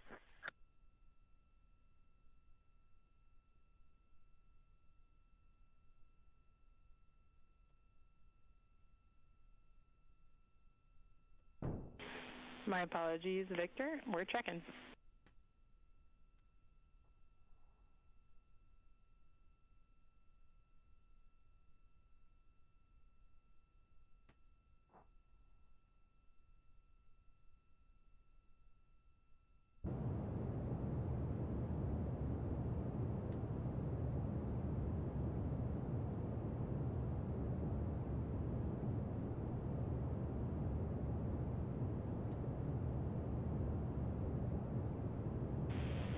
Integrity, Victor, you can go exercise all the way up to midday meal.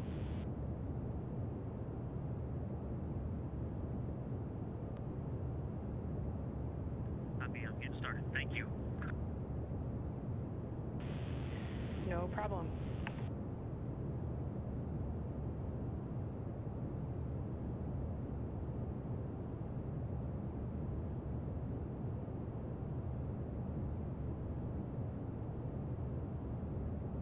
No?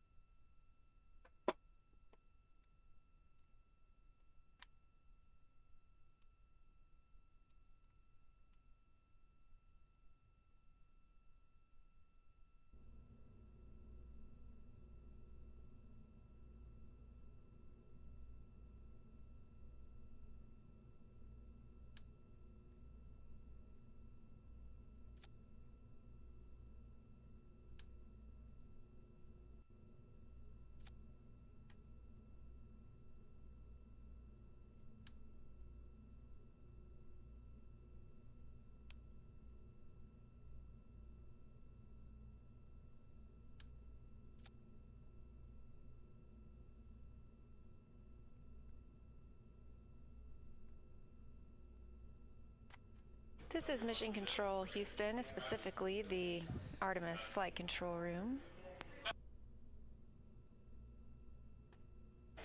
NASA astronaut and pilot of the Artemis II mission, Victor Glover, calling down to report he is hoping to get started soon on his scheduled exercise for the day, and since it's a little late, he's hoping to continue that until the midday meal. Now, we were expecting the outbound trajectory correction burn during that time. However, that burn has been canceled as we did not need it. We are on a perfect trajectory toward the moon.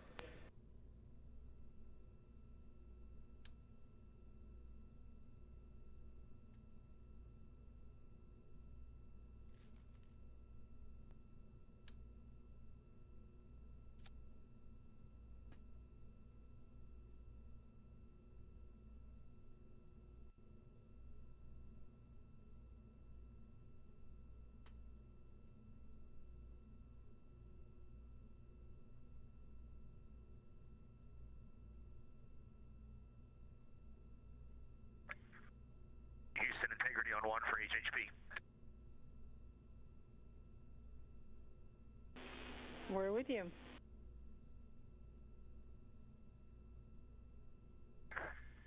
Hey, Chris, Victor's about to start exercise, but he's encouraging video downlink, so if you want to come on the HHP, I'll start the stream. Thanks, Reed. We would absolutely love that, and thanks, Victor, for his willingness to let that happen. Reed, I do have an additional comment for you and the rest of the crew about a possible opportunistic photography and science opportunity over your midday meal. There's a period where we're going to have Earth viewing followed by moon viewing. You can reference the Orion Attitude Band in Optimus. It's kind of right in the center of your midday meal.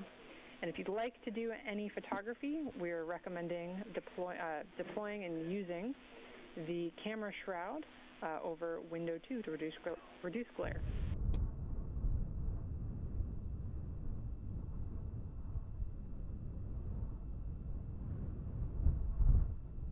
Okay, we love those little opportunities. Thanks for sharing them. Keep them coming.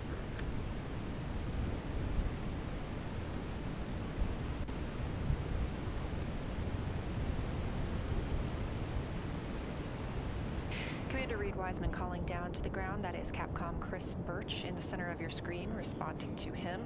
Capcom stands for Capsule Communicator, the one person communicating with the crew.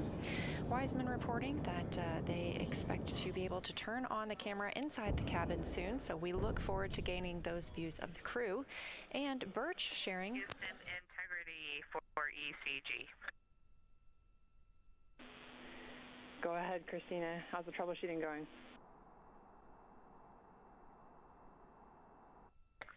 Hey, Chris. We are connected and charging on the little tablet. However, no joy getting a signal on myself nor Jeremy. Two things I can think of to try. One would be to let it continue to charge. It did just reach 20%. I checked and it does not seem to be in any battery saver mode. In fact, it says battery saver unavailable. I also checked the Bluetooth devices. The ECG is showing up as a device. However, it is giving me the option to connect in the Bluetooth area, and nothing happens when I do it. It does seem to be finding the device when I'm in the app.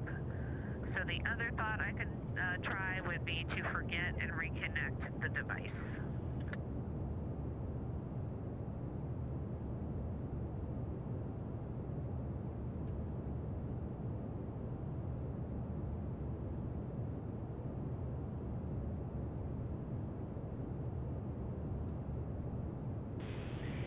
Christina, that is an excellent idea. Good troubleshooting so far. Yes, we definitely want you to try the forget the device and then try and reconnect. And then another piece of data that might be useful for us is whether you see a battery symbol at the top of the medical tablet, right-hand corner.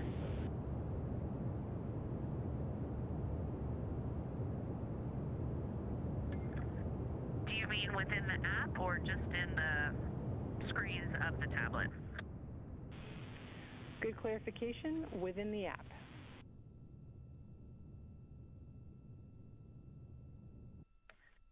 Okay, within the app, when the screen instructing to touch the electrodes to start is up, I do have a battery icon in the upper right. However, it is gray with a question mark inside.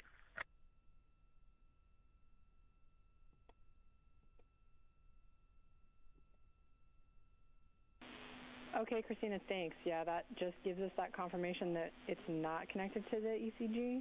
Let's go ahead and continue with that Bluetooth troubleshooting steps for getting and reconnecting.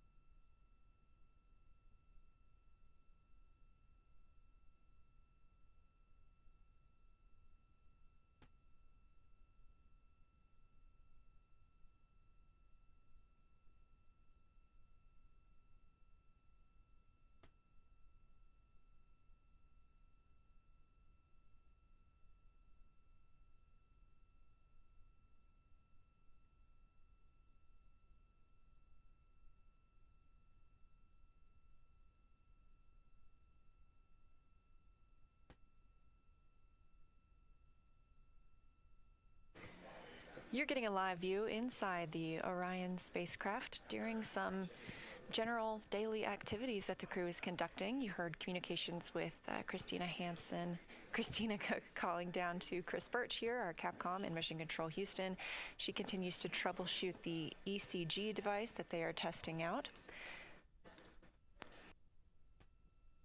In the foreground, in the blue shirt, Commander Reed Wiseman, and next to him in the black shirt, Canadian Space Agency astronaut and mission specialist Jeremy Hansen. In the background, you're getting a look at NASA astronaut Victor Glover, pilot for the Artemis II mission, preparing to exercise. And what he is using is the flywheel device. We've discussed this a few times. This is Houston, integrity for ECG.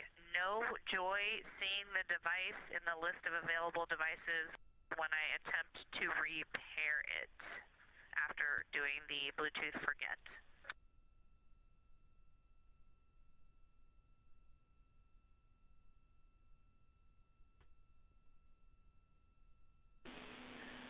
Okay, Christina, unfortunately, we are out of ideas at the moment. We're going to do some more thinking.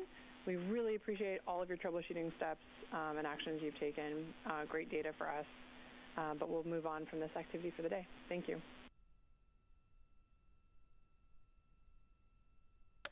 Copy all. I will keep the medical tablet charging and restow everything. Thanks for the help. Copy all.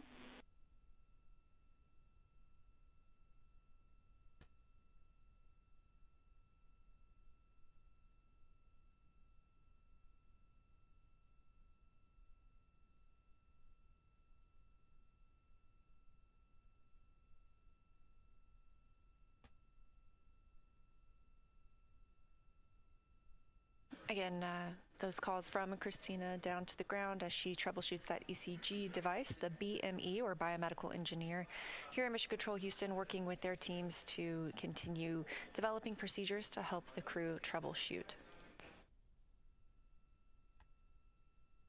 Back inside Orion, Victor Glover is in his timelined exercise for the day. On the flywheel device, this is a small device installed directly below the side hatch, so if you look above where his feet are, that is the side hatch of Orion.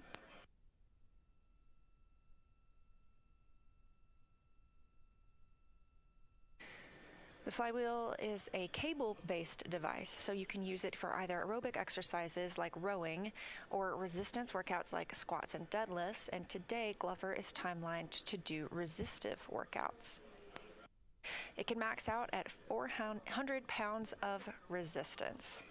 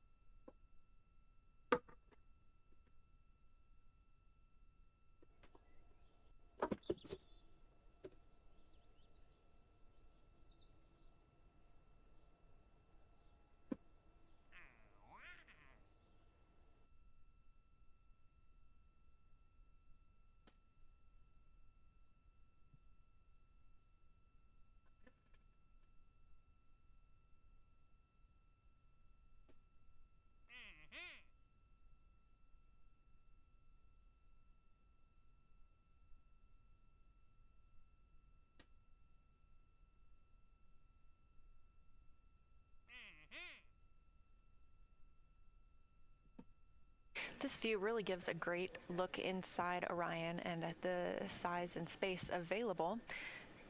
Again, you're looking at 330 cubic feet habitable volume, so about the size of 2 minivans inside.